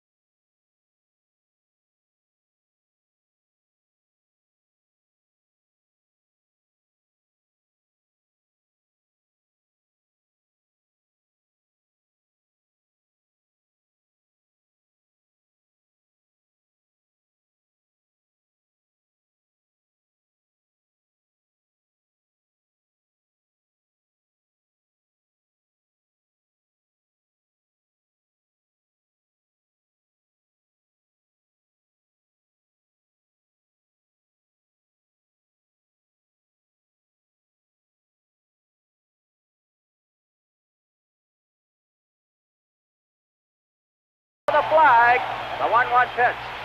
A one-hopper to Nettles, to Wiggins, and the Padres have the National League pennant. Oh, Doctor, you can hang a star on that, baby. That's Greg Nettles assisting with the final out of the 1984 NLCS, and I'm joined with Mr. Nettles now. Thanks so much for talking to us. And this is a big series. The Padres and the Yankees back together again, and this is one of those things where you played for both of these teams. What is it like for you right now? I think it's great for me coming out here to throw out the first pitch like I did, and both of my favorite teams. I don't know if I can say which is my favorite team, but, well, Padres are winning right now, so they're my favorite team. So you and Dave Winfield got to throw out the first pitch. Who do you think threw the better pitch? I didn't get the chance to see Dave's ball. I was concentrating to make sure I threw a strike, and I was very happy that I didn't bounce it. You definitely threw a strike. So what's your take on this Padres team this year? Have you been able to follow it at all? You know, I live back in Tennessee. I'm on the East Coast, and unfortunately we don't get the Padres box scores a lot. But I know how they're doing, and I know it's not been a great year for them. It's not been a great year for the Yankees either. But, you know, this series, bringing both teams together, gets all the Yankee fans out here in San Diego together. So it's a great thing. All right. Well, thank you so much. And one more time, who are you rooting for? Remember, this is Fox Sports San Diego. Yankees are winning. No, the Padres are winning, so I'm probably rooting for the Padres right now. All right. You heard it from Greg Nettles. He's rooting for the Padres, guys. All right, Laura, thank you. Give Greg our best. The former San Diego State Aztec, Tony, and back when I was trying to coach this game at what was San Fernando Valley State, now Cal State Northridge, I remember coming down playing San Diego State here, and we watched batting practice, and this third baseman, we were all in awe of the beautiful swing of Greg Nettles. Nice dig there at first base by Overbay, and Headley out 5-3.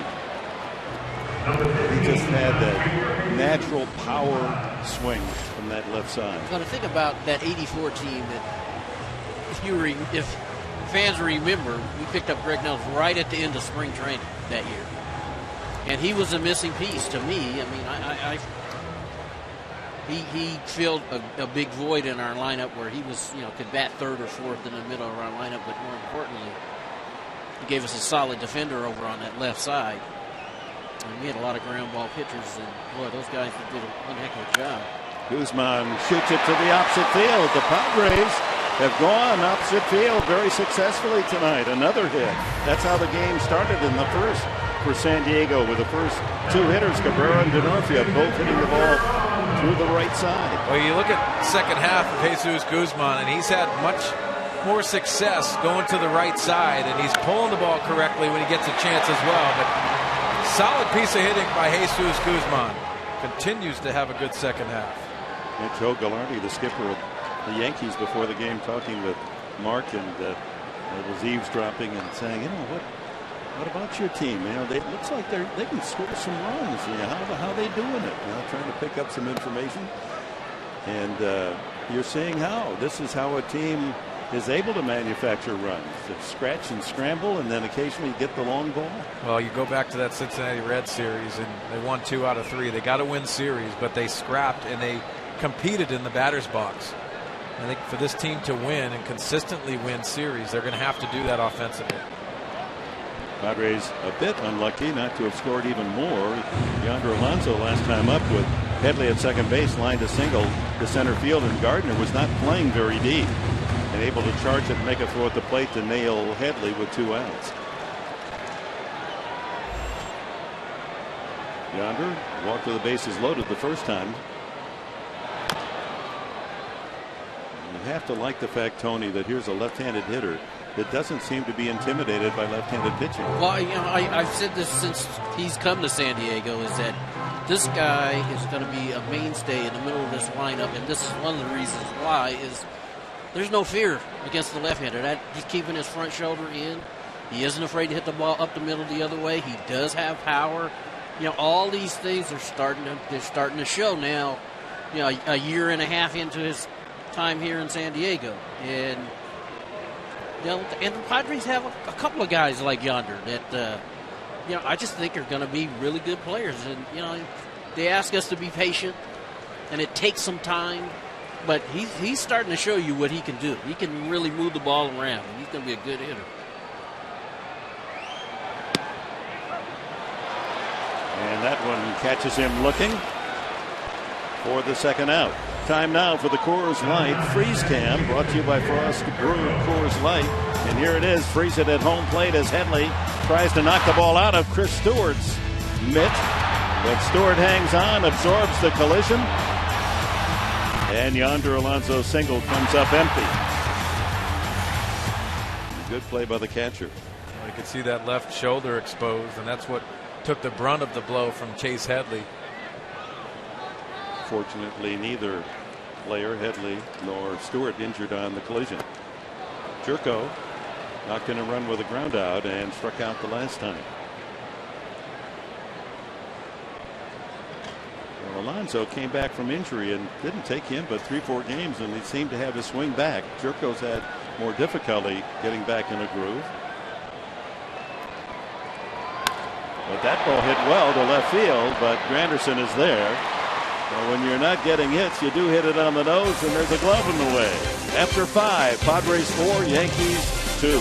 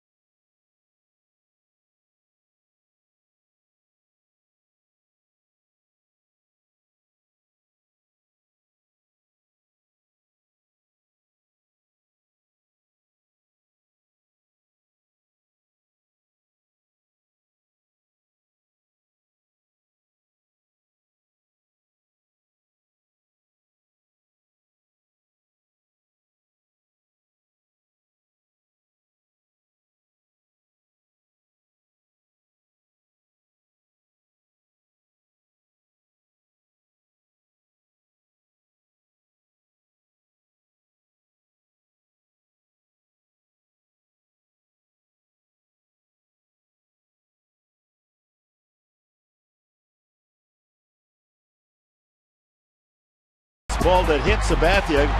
Cano got the out, but Headley scored. And then in the second inning, the key hit was Eduardo Nunez. He lashes a double to right, and the Yankees tied it at 2. Forsythe, the home run.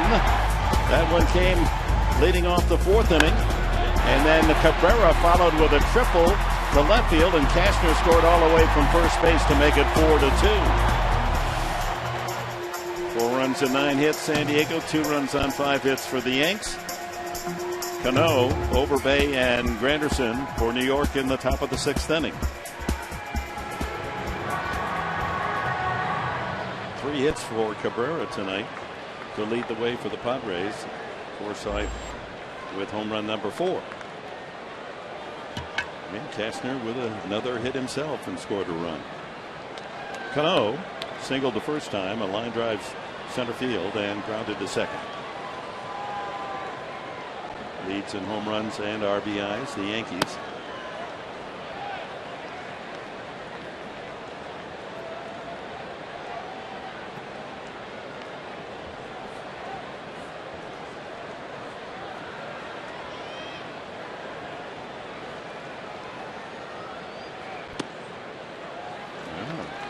Speed that falls in there. A changeup. Yeah, good changeup by Andrew Cashner. That's the ball that Robinson Cano laced into center field the first at bat. Showing confidence with that pitch.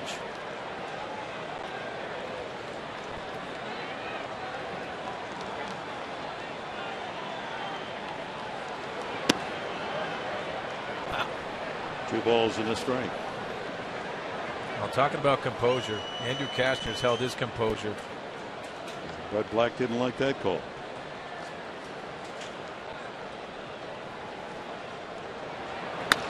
Ground up the middle. Cabrera there. And the changeup induces the ground ball out.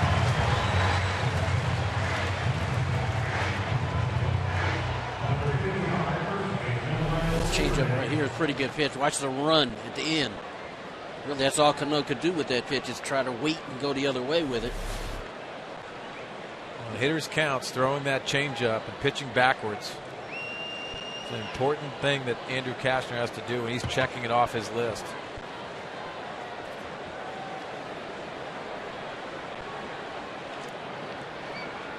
Overbay struck out and fouled out. Cashner gave up a couple of singles in the first inning, first and third, but struck out Overbay and Granderson in the inning. Gave up a single and a double in the second. Double scored one run, a ground out by Sabathia the other. There's a line drive, base hit, right center. Forsythe bobbles the ball, but Overbay holds it first.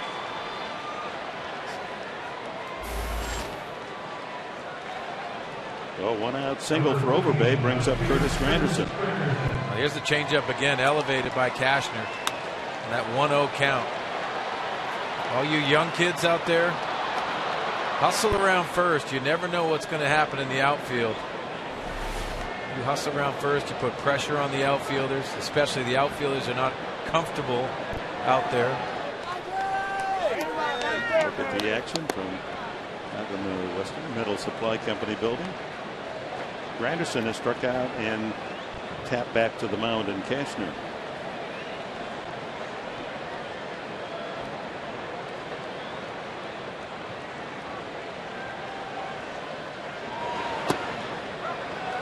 Change up. You like that pitch from Cashner. It's just you don't want to elevate it. You got to get that ball down in the zone. Yeah, it looks like he's getting underneath that changeup at a couple times. He threw a good one to Robinson Cano. There's Mariano Rivera. What a moment tonight before the game. The inside almost hit him.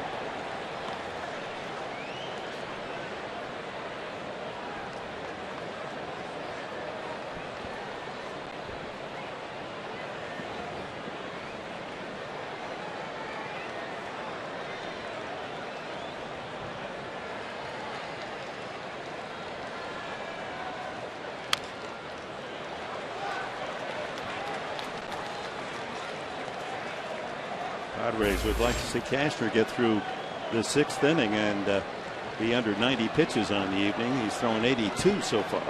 He's been pretty efficient tonight. He's thrown some good pitches, good located pitches. Some he's been squeezed on. That's happening from both sides. 2-2.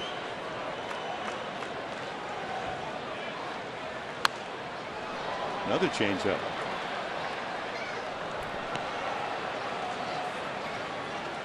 Well, Tyson Ross off a terrific performance in Arizona. Had two big wins on the last road trip as the Padres were able to win series in Milwaukee and Arizona. He'll be on the mound tomorrow night against Ivan Nova. Nova's 4-4 for the Yankees. Briefly part of the Padre family.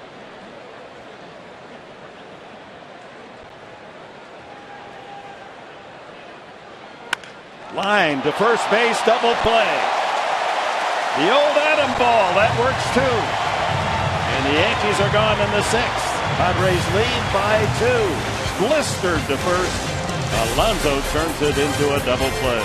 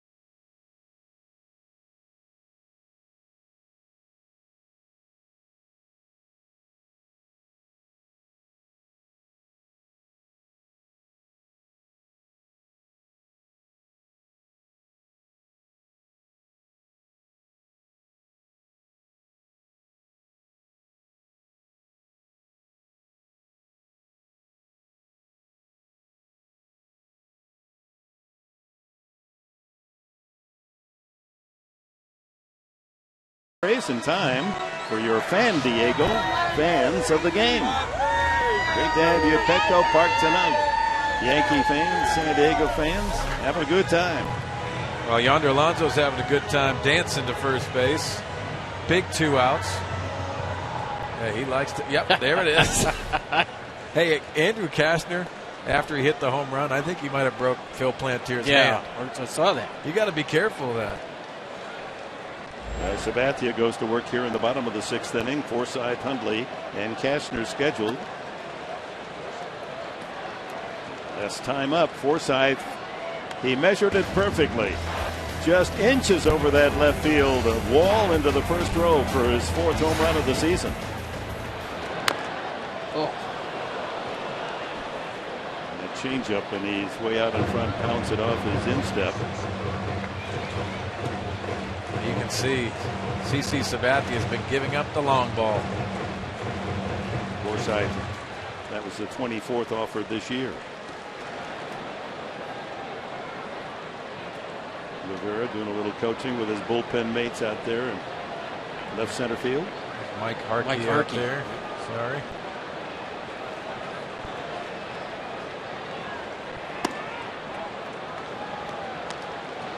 Talking about the athletes and Kastner being an outstanding athlete. So was Sabathia in high school. He was a terrific football player. As you could imagine, a tight end.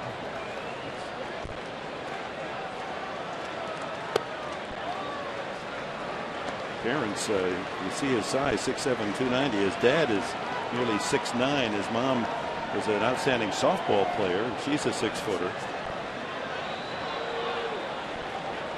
3-1.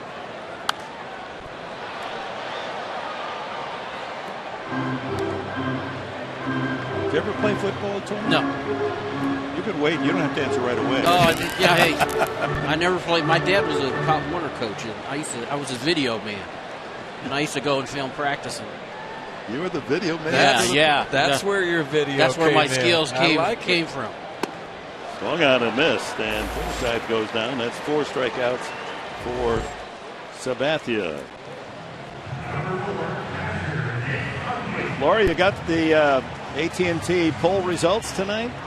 Well, definitely, Dick, and it actually turns out the only non-Hall of Famer on the list is coming away with all the Twitter votes. David Wells comes away with 37% to win this one, and then David Winfield is just behind that with 30% of the votes. So, interesting. Twitter loves David Wells. I think that's Point Loma. That precinct might have been heavy with the vote tonight. He must be having people over to the house. They're all tweeting.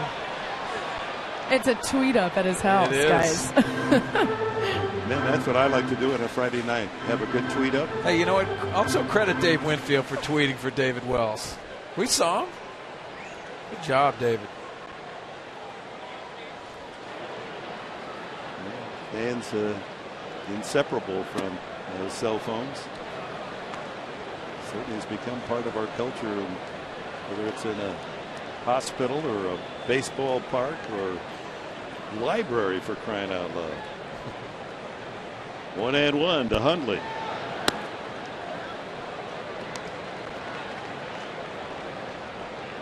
I try to challenge young people, college people, when I talk to them, and I don't, you're allowed, if you're giving a 50-minute lecture, 1-minute commercial. 2-1.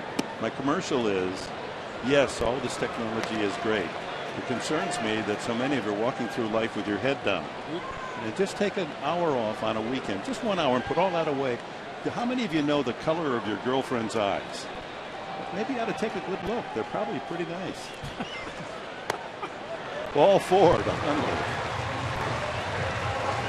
Well, Mark, you're laughing, but it's so true. It is true. I agree. So true. But the delivery is what I'm laughing at. Well, they didn't boo me. Let's say that. Maybe a germ of thought, anyway. He said, "You're right, Mr. Edinburgh," as they went right back to their Twitter. Exactly right. And there's the door, by the way, and the bell just rung. Well, a 1-out walk to Hundley, and here's Kastner. We know he can bunt. A single low hopper, 1-hopper to Overbay, and Sabathia didn't cover, so he's credited with a base hit and then scored all the way from first. Did he pull back? No. The first base umpire, Scott Berry, punches him out. Well, that didn't look like a sacrifice. Yeah, it looked like he was trying to bunt for a base hit, but he pulled it back.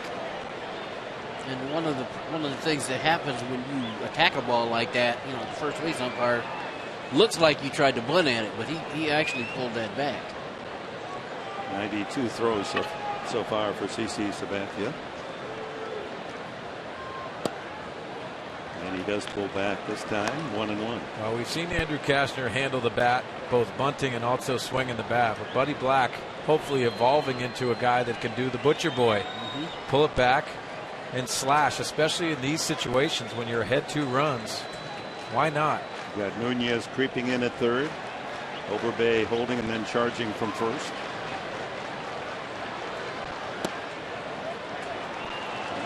Good discipline. Count could be 3-0. Could be 3-0.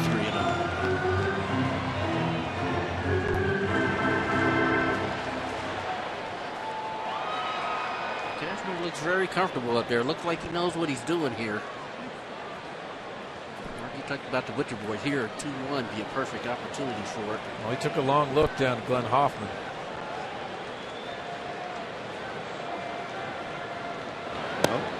And he takes again 3-1. Sabathia pounding the strike zone low, but too low.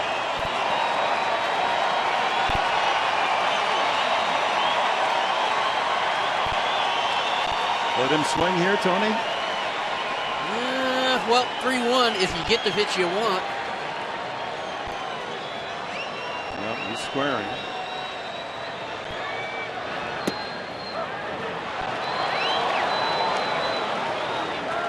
He had ball 4, Andrew did. Now the full count. That was a good time to play butcher boy. You can go ahead and try to bunt him into second base. So many things you can do. Nunez stays in on the grass at third. These are situations, if you're ahead in the ball game, you could take some chances and have options. Yeah, he swings away. Fly ball to left and hit pretty well, but Granderson able to move into the gap and glove it for the second out. That wasn't just a little butcher boy job. That was a good cut. Well, you can see Andrew Kastner's mad at himself. Might be mad about that 3-1 pitch. Got to 3-2. Let's see. He pulls the bat back. Takes a big swing. Just gets it off the end of the bat. But he's going to be able to evolve into doing a lot of things, and he takes a lot of pride in helping himself out. So with 2 outs, the hitting star tonight, Cabrera, 2 singles and a triple. He scored a run and knocked in another. Ball 1.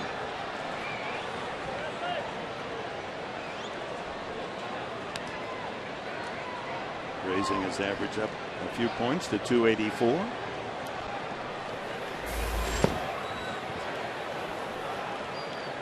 Preston Claiborne, the right-hander, getting ready.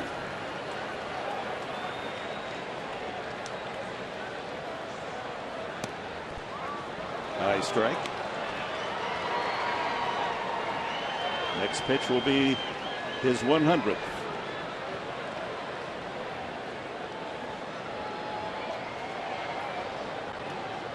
He's battled command all night long. These are the times when you get mistakes, you get later in the ball game.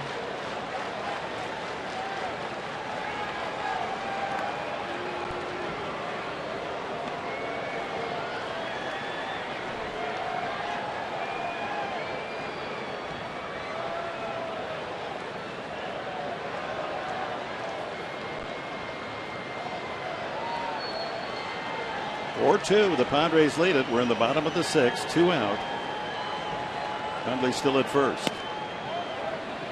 And 2-1 now to the leadoff hitter, Cabrera.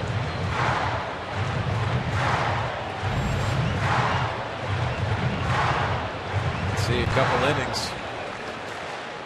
Third. It's the pitch count. That first inning when he walked 2, and some were on very close calls by plate umpire DeMuro. Well, like Tony talked about. that demeanor on the mound. Pitch to pitch. It's been a struggle for CC tonight. He knows he doesn't have his best stuff tonight, but yeah, he's still out there competing. He gives the innings. He's a workhorse, isn't he? I mean, you know you're going to get at least 200 innings from Sabathia every year. And there's real value in that to Girardi.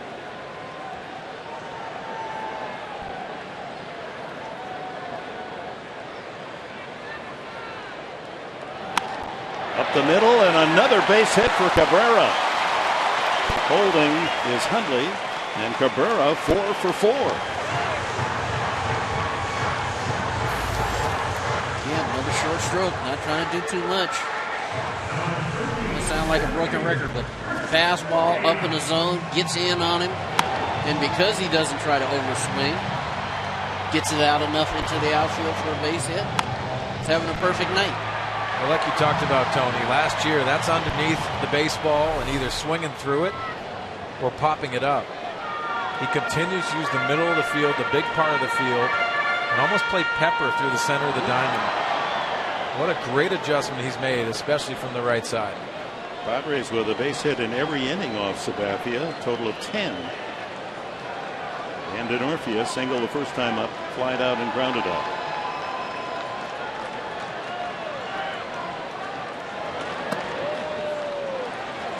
Breaking ball that hung outside. You see Nick Hundley on second base.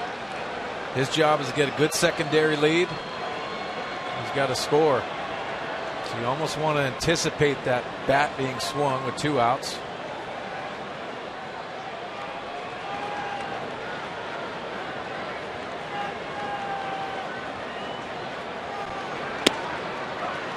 Now, good pitch.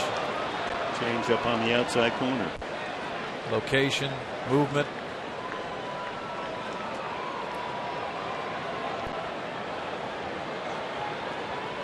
"25 pitches this inning, 25th coming up. Hundley on with a walk, single to Cabrera. 2 out. Ground ball, fair, pass first, into the right field corner. Hundley will score. Here comes Cabrera, and they're going to hold Cabrera at third as Ichiro's throw on one hop into the plate. The Padres make it a 5-2 game. Denorfia delivers.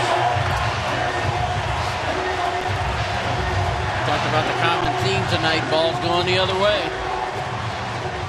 Nice job by Denorfia here, backing the ball up.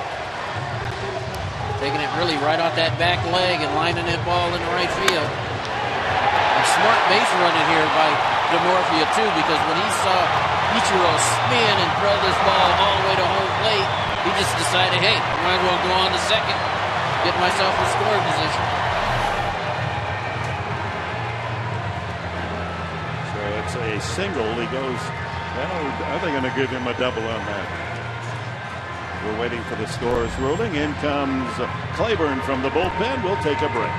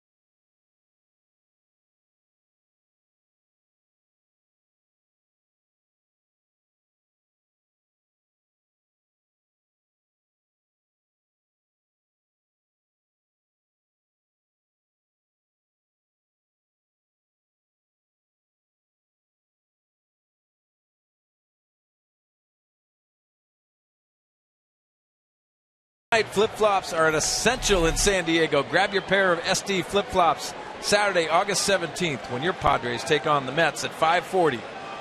The first 25,000 fans will take home a pair of SD flip-flops presented by Scripps Health. Get your tickets today at Padres.com. Let's see what those look like. These here, are sweet. Yeah, get the SD logo on And them. look at this. You got to love this, too. You put it in the sand, that SD right there. I love flip-flops. They go great with a tie. With a shirt tie. And a pocket handkerchief. Ooh, yeah. And I wear a pocket square.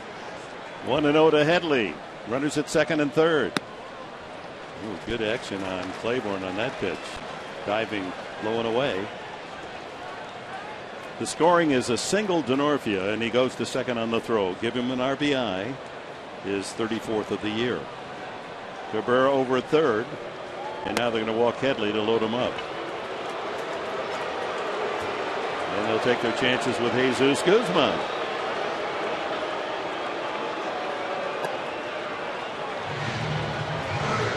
Chance for the Padres to break it wide open here in the bottom of the sixth. One run's in, and the bases jammed with 2 outs to Guzman. He's walked and singled tonight. Claiborne was not on the 40-man roster at the start of the year. He's 25 years of age. Was a 17-round pick 3 years ago by New York. Well, he'll sit around 93. Fastball slider change. Fastball slider combination to the right-handers.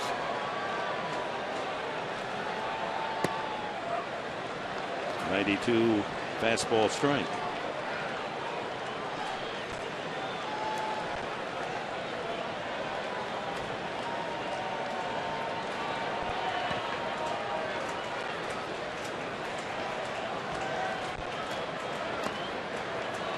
One and one. Slider in the dirt to Guzman. Cabrera at third, Denorfia at second, and Headley at first. A run home. Denorfia's base knock.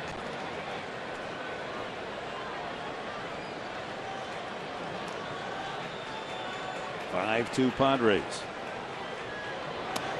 2-1, and here comes an action pitch. 2 balls and a strike with the bases loaded and 2 outs. Guys, you remember down in Tampa that big grand slam that Jesus Guzman had. He's got it in him. Sometimes he will sit on that breaking ball as well. 7 home runs on the year for Guzman. A couple of them pinch homers. Didn't get a fastball. Got a fast changeup, 87 miles an hour.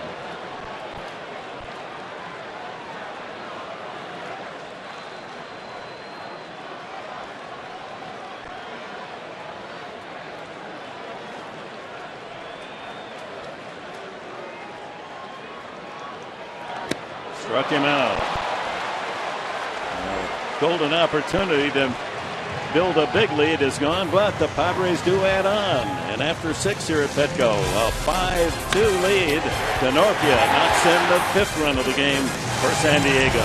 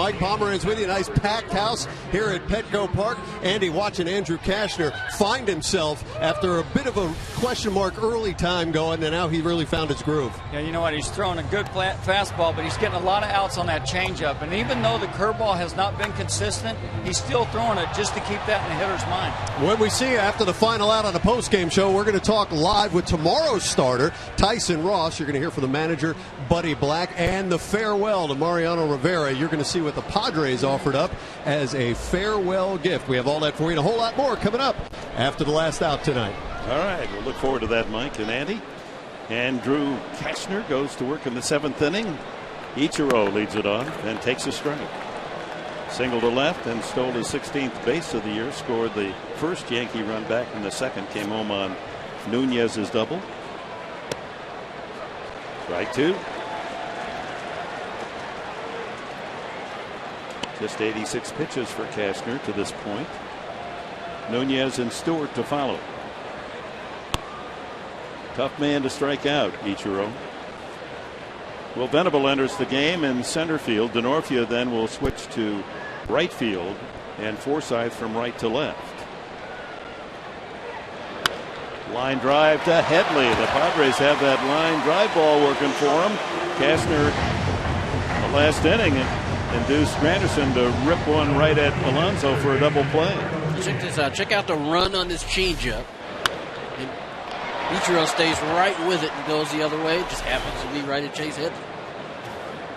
Last 2 Yankee hitters have made 3 outs on line drives. The last 2 changeups by Andrew Kashner. Very good location on the pitch with also movement. Nunez, look at the movement on that fastball. Nunez doubled in a run and scored himself in the 2nd inning and was out on a controversial 4-3 put out the last time. Replay showed that he might have beaten it out.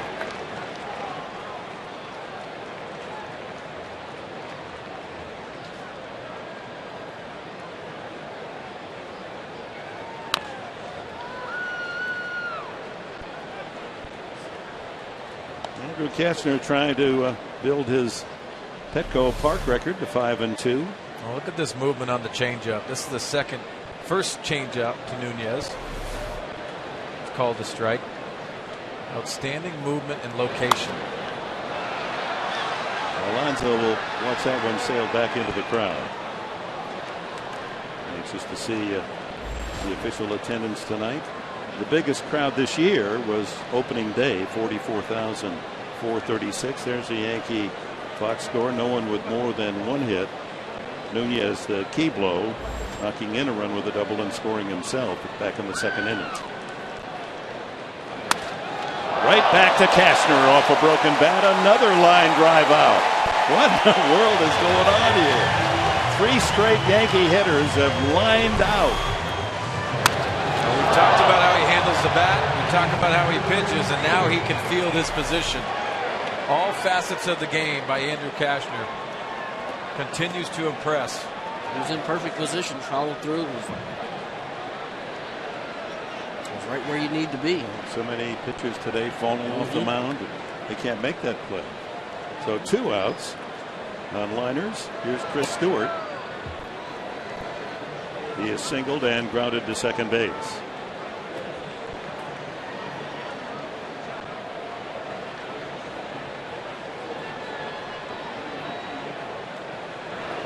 Line drive. They don't catch that one.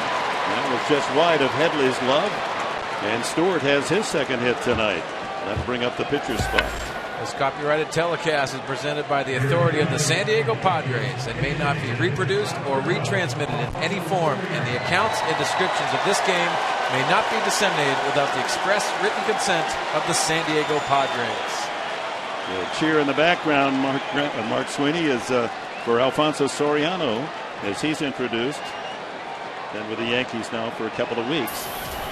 Traded there by the Cubs and has delivered 1 home run as a return Yankee. Batting for the pitcher Preston Claiborne. And the crowd has been announced. It's the 2nd largest of the season for the Padres. A sellout, 44,124. And we expect that many again tomorrow night. It was announced a week ago that that's a sellout. And we look forward to seeing you if you can make it Sunday. But don't forget, after Monday day off, the Orioles are in town Tuesday and Wednesday. And a chance to see the American League home run leader, Major League home run leader, Chris Davis, and J.J. Hardy, and Adam Jones, who attended Morse High School here in San Diego. Manny Machado, who might be the Rookie of the Year. That's Tuesday and Wednesday, the Orioles. High fly ball. Easy out there for Venable. And that's it for the Yankees in the 7th. Stretch half for the 7th. That Petco.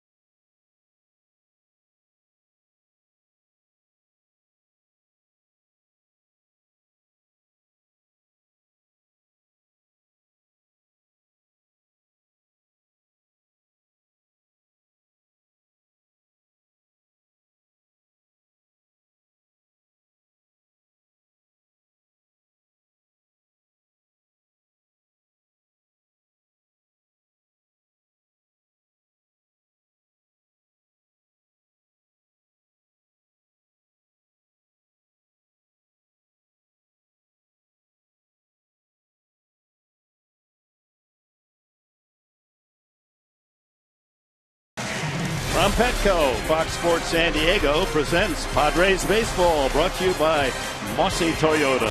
Summer temperatures are higher, but Mossy's prices are lower. Visit Mossy.com. By Petco, where the healthy pets go. And by your San Diego County Lexus dealer, inviting you to test drive a luxurious Lexus automobile today. 44,124 for the first of this 3-game weekend series. And Jabba Chamberlain comes in to work the 7th inning for the Yankees. Jabba Chamberlain can get it up there, upwards to 98 miles an hour. He'll sit right around 94. There's a slider and a curveball to go along with that. That slider has good depth, good bite. And opponents have hit Chamberlain for a .291 combined average this year, and his ERA is just under 5. He'll be facing Alonso, Jerko, and Forsythe here in the bottom of the 7th. He has struggled with command this year. And Yonder Alonso, since he's been in his hot streak, has stayed in the strike zone. Walked with the bases loaded. That was his 39th RBI of the year, singled and struck out tonight against Sabathia. CC Sabathia, 5 2/3, 5 runs, all earned, 11 hits, 3 walks, and 4 strikeouts. Well, this is the time of the game. If you're the Padres, you have to add on, try to get this game under control, and offensively continue to grind at bats out. They've done a nice job tonight. That young man's done a nice job tonight too. Ground ball right side, but Cano playing in the hole, able to glove it and throw him out. And tonight's cold hard fact is brought to you by Frost Brewed Coors Light. Only 5 active ballparks in which Mariano Rivera has not recorded a save, and the Padres would like to keep it that way. Petco Park is one of them. Minute Maid Park in Houston, Miller Park, Milwaukee, Marlins Park in Miami, Nationals Park in D.C. And the reason he doesn't have a save is that he probably hasn't pitched there. And Padres hope to keep him right where he is on that bullpen bench. Jerko, an RBI on a ground out in the first inning. He struck out and lined to left.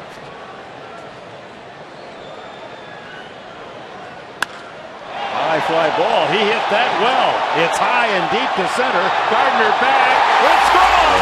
Touch and all.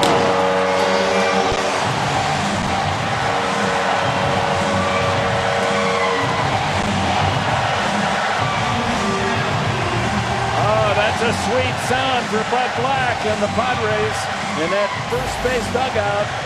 That may signal that Jerko is back. His 9th home run of the year. He wears it on the back of his uniform. And the Padres built their lead to 6-2.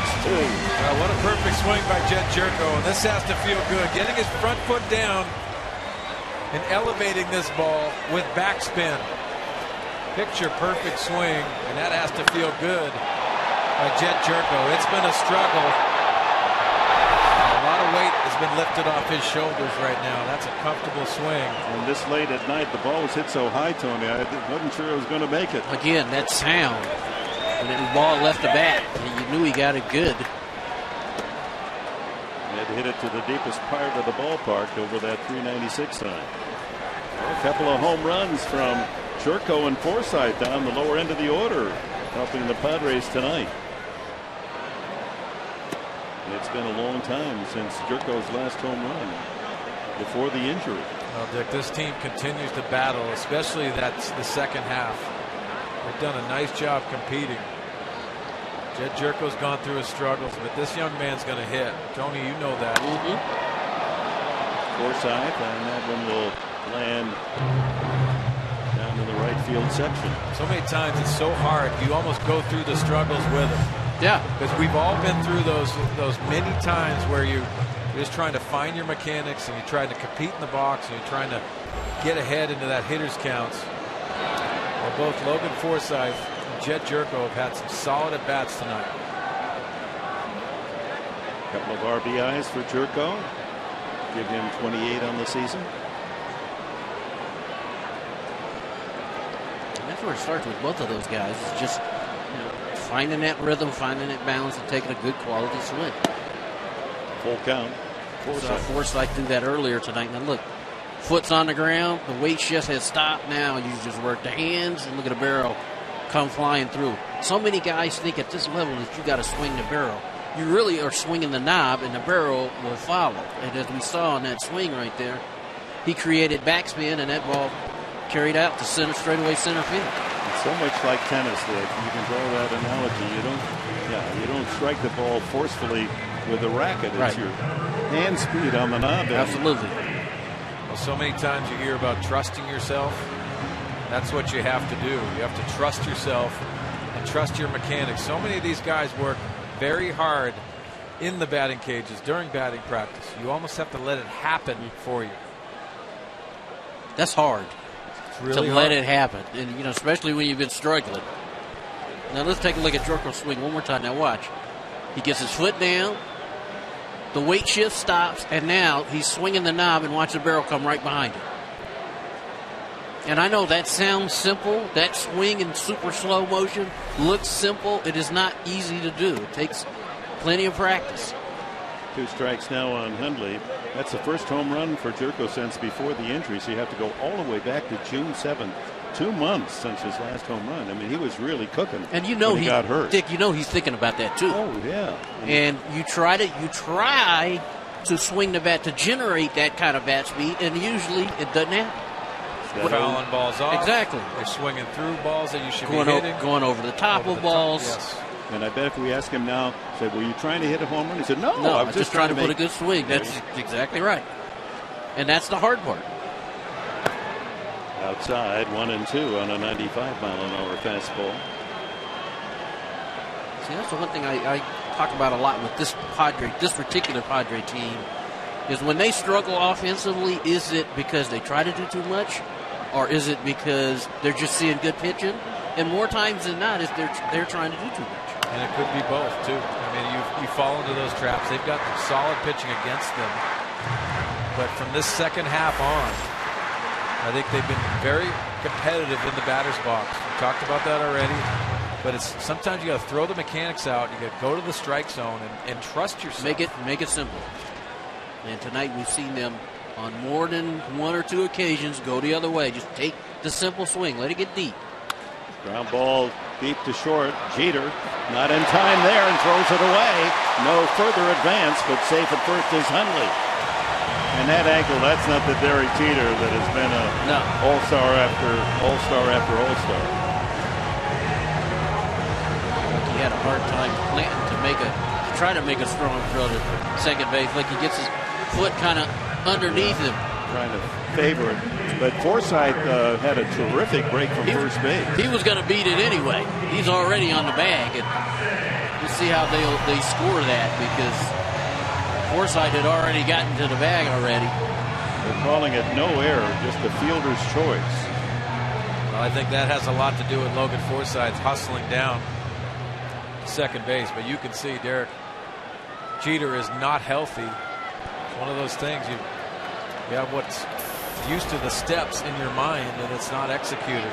So Kotze, the veteran pinch hitter for the Padres, steps up with 2 on and 1 out. It's an interesting comment. Kotze has seen his share of pitching throughout his fabulous career, and he said that Rivera, without question, is the toughest man he's ever faced. I'll second that.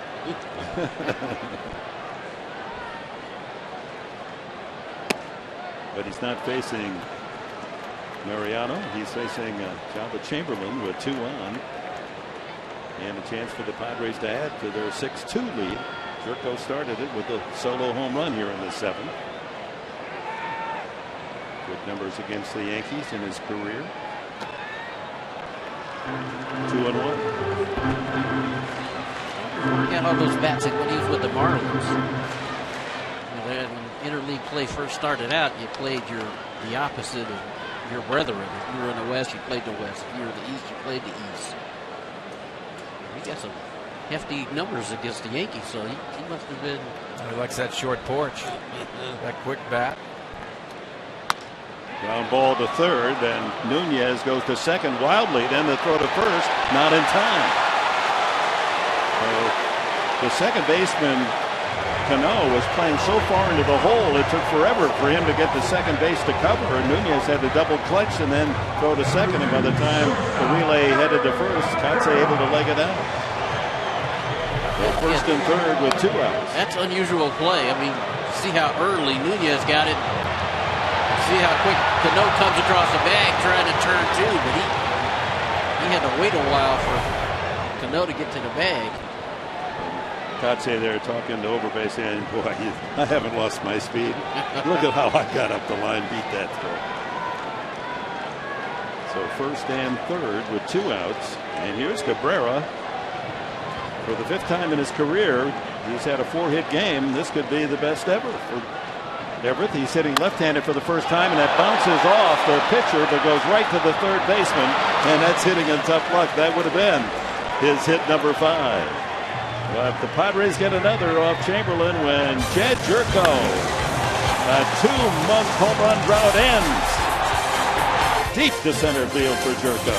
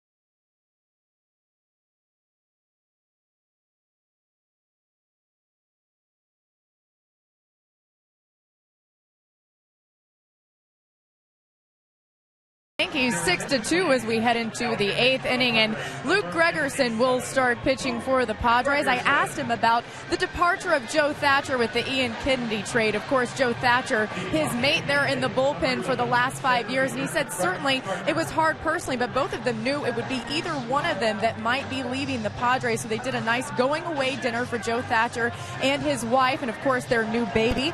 And he said, look, now I've just got to find somebody else to help me make fun of Dale Thayer, because that's an important part of what they do out there in the bullpen, guys. That's right. The bullpen humor. It's a shame we can't mic those guys. They have to be light and loose in the first 4, 5, 6 innings until it gets, and then they can turn on the switch and be very serious. By the way, Laura, Thatcher did make his first appearance tonight for the Arizona Diamondbacks and got the one out, 1/3 of an inning, and the Diamondbacks won in Boston 7-6. There's Ian Kennedy. He is Padre dugout. Very excited to be here. Southern California boy, but for Luke Gregerson, that bullpen, that's a fraternity down there. Yeah. See one of your brethren go. Brett Gardner, the leadoff man, will start things in the 8th inning off Gregerson. Kastner goes 7 innings, 2 runs, both earned, 7 hits, no walks and 2 strikeouts. That's an interesting line. Didn't walk a man, only struck out 2. Got the job done. Especially after giving up, some balls hit pretty hard early in the game. He really came back and did one heck of a job. Yeah, 4 of the 7 hits came in the first 2 innings. Yankees scoring their 2 runs in the second. Tough play for Headley. Lets it roll wisely. Oh, nice decision. Because Gardner so fast he would not have been able to throw him out. This ball's cued off the end of the bat. You can see Chase Headley. He doesn't have a chance to get Gardner at first. His momentum would have been going towards that on deck circle. Luke Yoder had that just yes. amazing. Luke and the gang. They do a tremendous job on this field. Everybody raves about playing on this ball field here at Petco. It's how well it's manicured.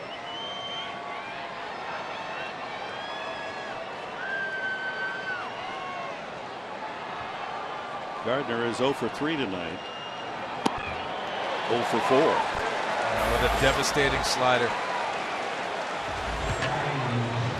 Well, we invite you to come to the park early on Friday, August 16th. It'll be Padres Wine Fest.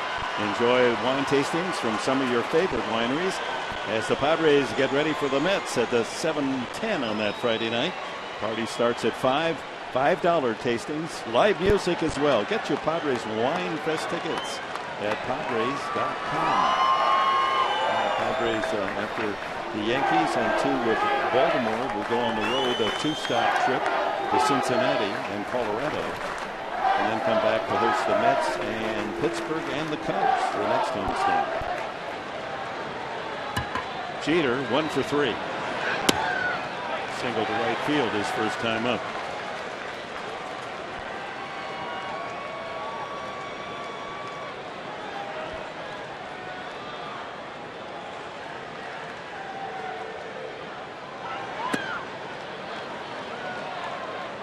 Derek Jeter's fighting himself with his body. With all that timing, that rhythm, he understands with that slider he's got to stay back. Wants to try to get that ball a little bit deeper in his stance.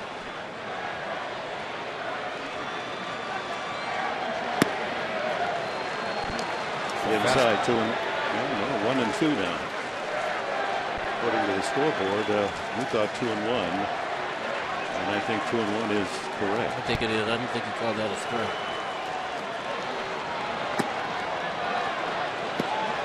3 and 1.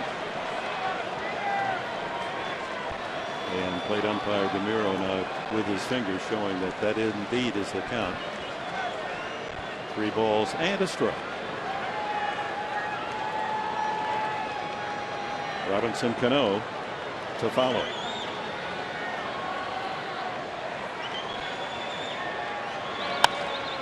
Second baseman Jerko right there. It wasn't a sizzling line drive, but another fairly well hit ball, and the Yankees have hit in tough luck tonight. A lot of gloves in the way. 2 have gone. Now, before the game tonight, Mark Sweeney Cano was doing something you rarely see in batting practice, early batting practice. He had one of the coaches throwing him soft toss from about 15 feet, and then there was a screen in front of Cano trying to hit. What was he trying to do there? Well, this is the drill that Robinson Cano does, and this is something that all of the players have. They have something that's always important. And Tony, you always talk about it, hitting off the batting tee. There's soft toss. There's so many drills that you want to do. But if we take a look at this, check out the cage right here. He has a cage, so he wants to stay inside the baseball. If he goes outside the baseball, he hits that netting. Just a visual aid. Pops this one up, and Headley in middle of the diamond collects it, and it's a 1-2-3 inning for Luke Gregerson. Padres lead it 6-2.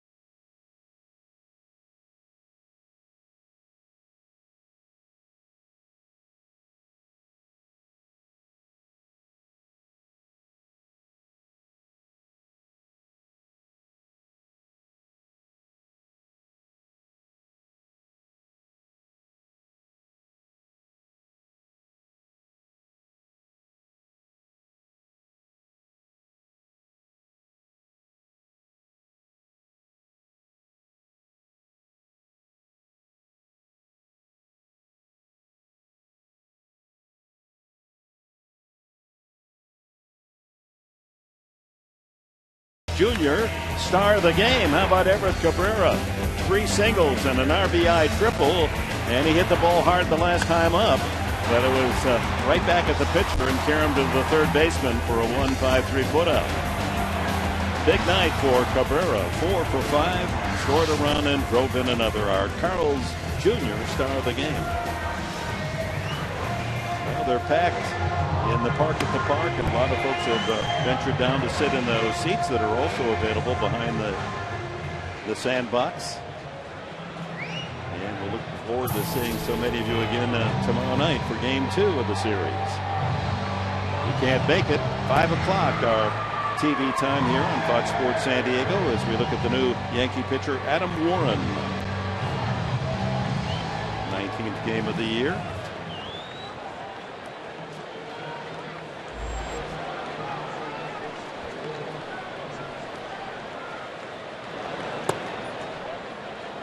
Low to Warren, or to DeNorfia from Warren. DeNorfia, a couple of singles, drove in a run the last time up with his base hit to right.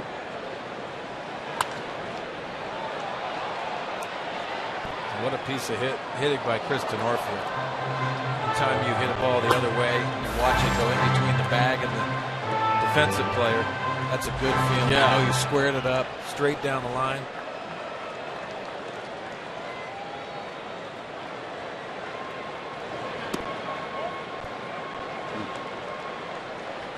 That's a good looking pitch to get it called a ball, but I guess too high. A slider.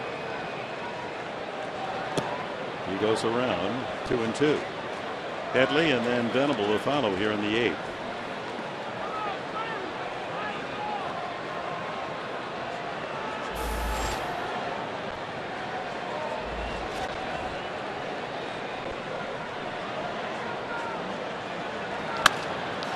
Sharply struck, but right to Cano. Run away.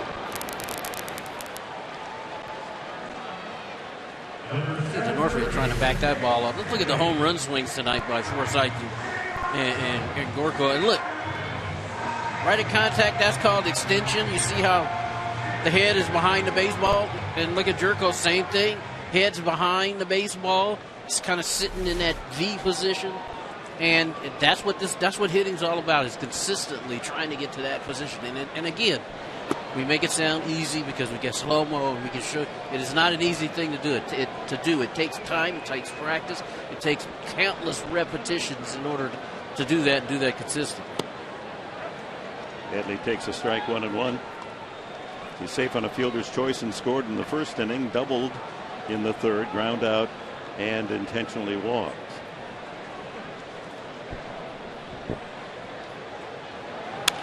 Lines that one, but foul.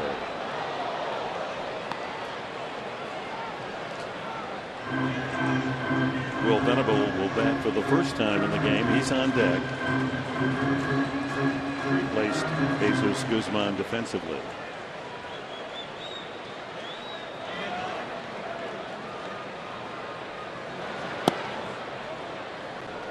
2-2 to Headley. Now you watch Chase Headley and him just slowing the game down a little bit. Sometimes you look at Chase, he gets a little anxious, he fouls a lot of balls off that should be putting in play. He looks a lot more calm in the batter's box. And the count goes full. You can see from the takes, gets his foot down, just tracks the ball off the plate. That's when you know you start feeling locked in. Even when you get a take, sometimes you feel that, you know what, I got that feeling. That ball right off the top of the bag at first base, and unassisted. Overbay takes care of it. 2 gone. And here's Venable. Venable the last 2 weeks getting a 371 clip, raising his average from 219 up to 242. Well, join us after the game for Padres Live. They're going to break this game down. And also talk to Tyson Ross. What an outstanding start he had last time out. Andy Ashby and Mike Pomerantz. Padre Lives coming up next.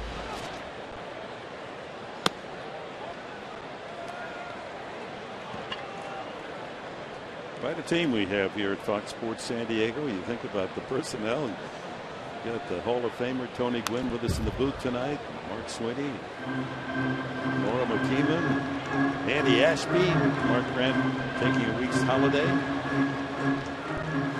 Mike Pomerantz, the man who can do it all. 2-1 now to Venable.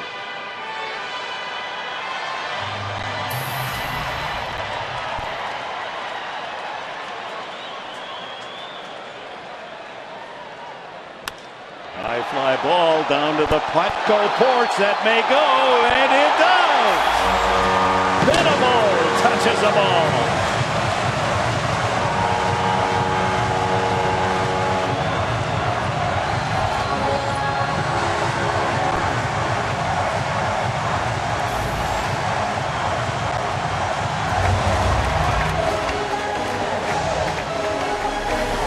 Venable. 13th home run of the season. He tied Carlos Quentin for the lead. That Petco Courts area is Venable Avenue. And the Padres built their lead past a grand slam. 7-2 now the score. 3 home runs, all solo. Venable joining Jerko and Forsythe. Will Venable there got a hanging changeup, and the difference between his home run and Jerko and Forsythe's home run is that one he caught his hands out in front. That's the same thing, kept his weight right in the center. And his hands went out in front because it was a changeup. But you see the weight's in the center, and you can go ahead and take a swing. Create backspin, which he did, and the ball goes out of the ballpark. Alonso works the count to 3-1. Younger walked with the bases loaded in the first inning. That was the first Padre run of Sabathia. Singled in the third, struck out and grounded out. Well, how about that? 13 home runs, matches his career best. There's a line drive to left center field, and that ball is going to drop for a hit. Bobbled by Granderson, and now Venable going to try to make it to second and doesn't quite get there. Alonso doesn't get there in time. But Venable's home run does add on. Alonso with a single, tried to stretch it with 2 outs. Not a bad play. He saw the ball being muffed, but nothing wrong with that swing and that result for Venable. Number 13, a lucky number for Will.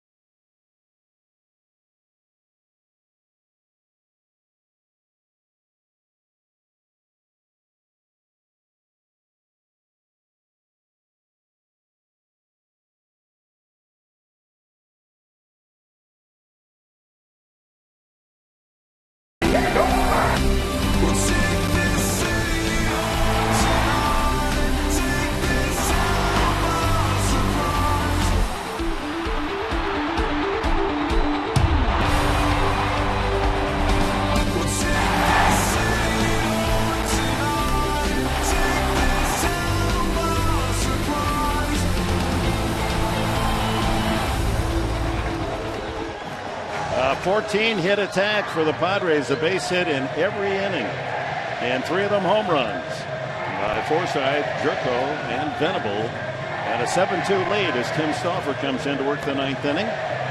Will face Overbeck, Granderson, and Ichiro for the Yankees. And they're the power punchers for the Padres tonight. Oh, I like that alliteration. Power punching Padres. 3 P's. Performing popularly. The 4 P's. 5 P's. 44,124. Certainly a lot of Yankee voices in the crowd, but the Padre fans showed up as well right from the very start. They weren't going to let the New Yorkers out-cheer them tonight, and they had plenty to yell about. Great atmosphere. Fun to play in. Yeah, talk about that, Tony. I mean, an actor often, even the best, they'll have a little screen in their dressing room and they can see the audience before they come on stage, and they don't want to see empty seats there. They want to perform ground ball to first. Alonso able to handle a tricky hop. Overbay out unassisted. How about, it's a player, you're not going to get crowds like this every night, but when you do, what's it do to you? Well, there's no question that adrenaline flows a whole lot easier, but other than, nothing feels better than beating somebody. Yeah. And nothing's better than doing it in front of a whole lot of people, because when we got our big crowds back in the day, the Dodgers would come to town, and the Mets or the Cubs, and people coming in the different jerseys, and it's here in San Diego it's kind of evolved because those 3 teams, but now every team that comes in here, you're seeing plenty of those jerseys. So they've known for a while the Yankees were coming to town, and this game, they circled these games on the calendar back in spring training. Yeah. So, and all you're saying is you want to go out there and show people that you can play, show people that you can do the things that you feel like here in San Diego we don't get a whole lot of credit for, like you do if you were in New York or Boston, or Chicago, or LA. Were you, as you look back on your career, and I know you don't like to talk about yourself, but were you a big crowd hitter? Did you seem to have better games in front of bigger crowds? You know what? I probably did, because your focus is a whole lot clearer. When you're playing, like when you face the best guys. When you face Randy Johnson or Greg Maddox or, Andy Pettit, you face some of the better guys, that's when your antennas really went up. That's when your focus was so much better. And it's not that you tried to focus harder in those types of games, but you just couldn't help it because there are places sold out. There's people in the stands. You're watching your every move. So, those were the nights where you really wanted to do a good job. How about you, Mark? Yeah, I think the concentration level, that's what I marvel about the elite players in this game that can lock everything out.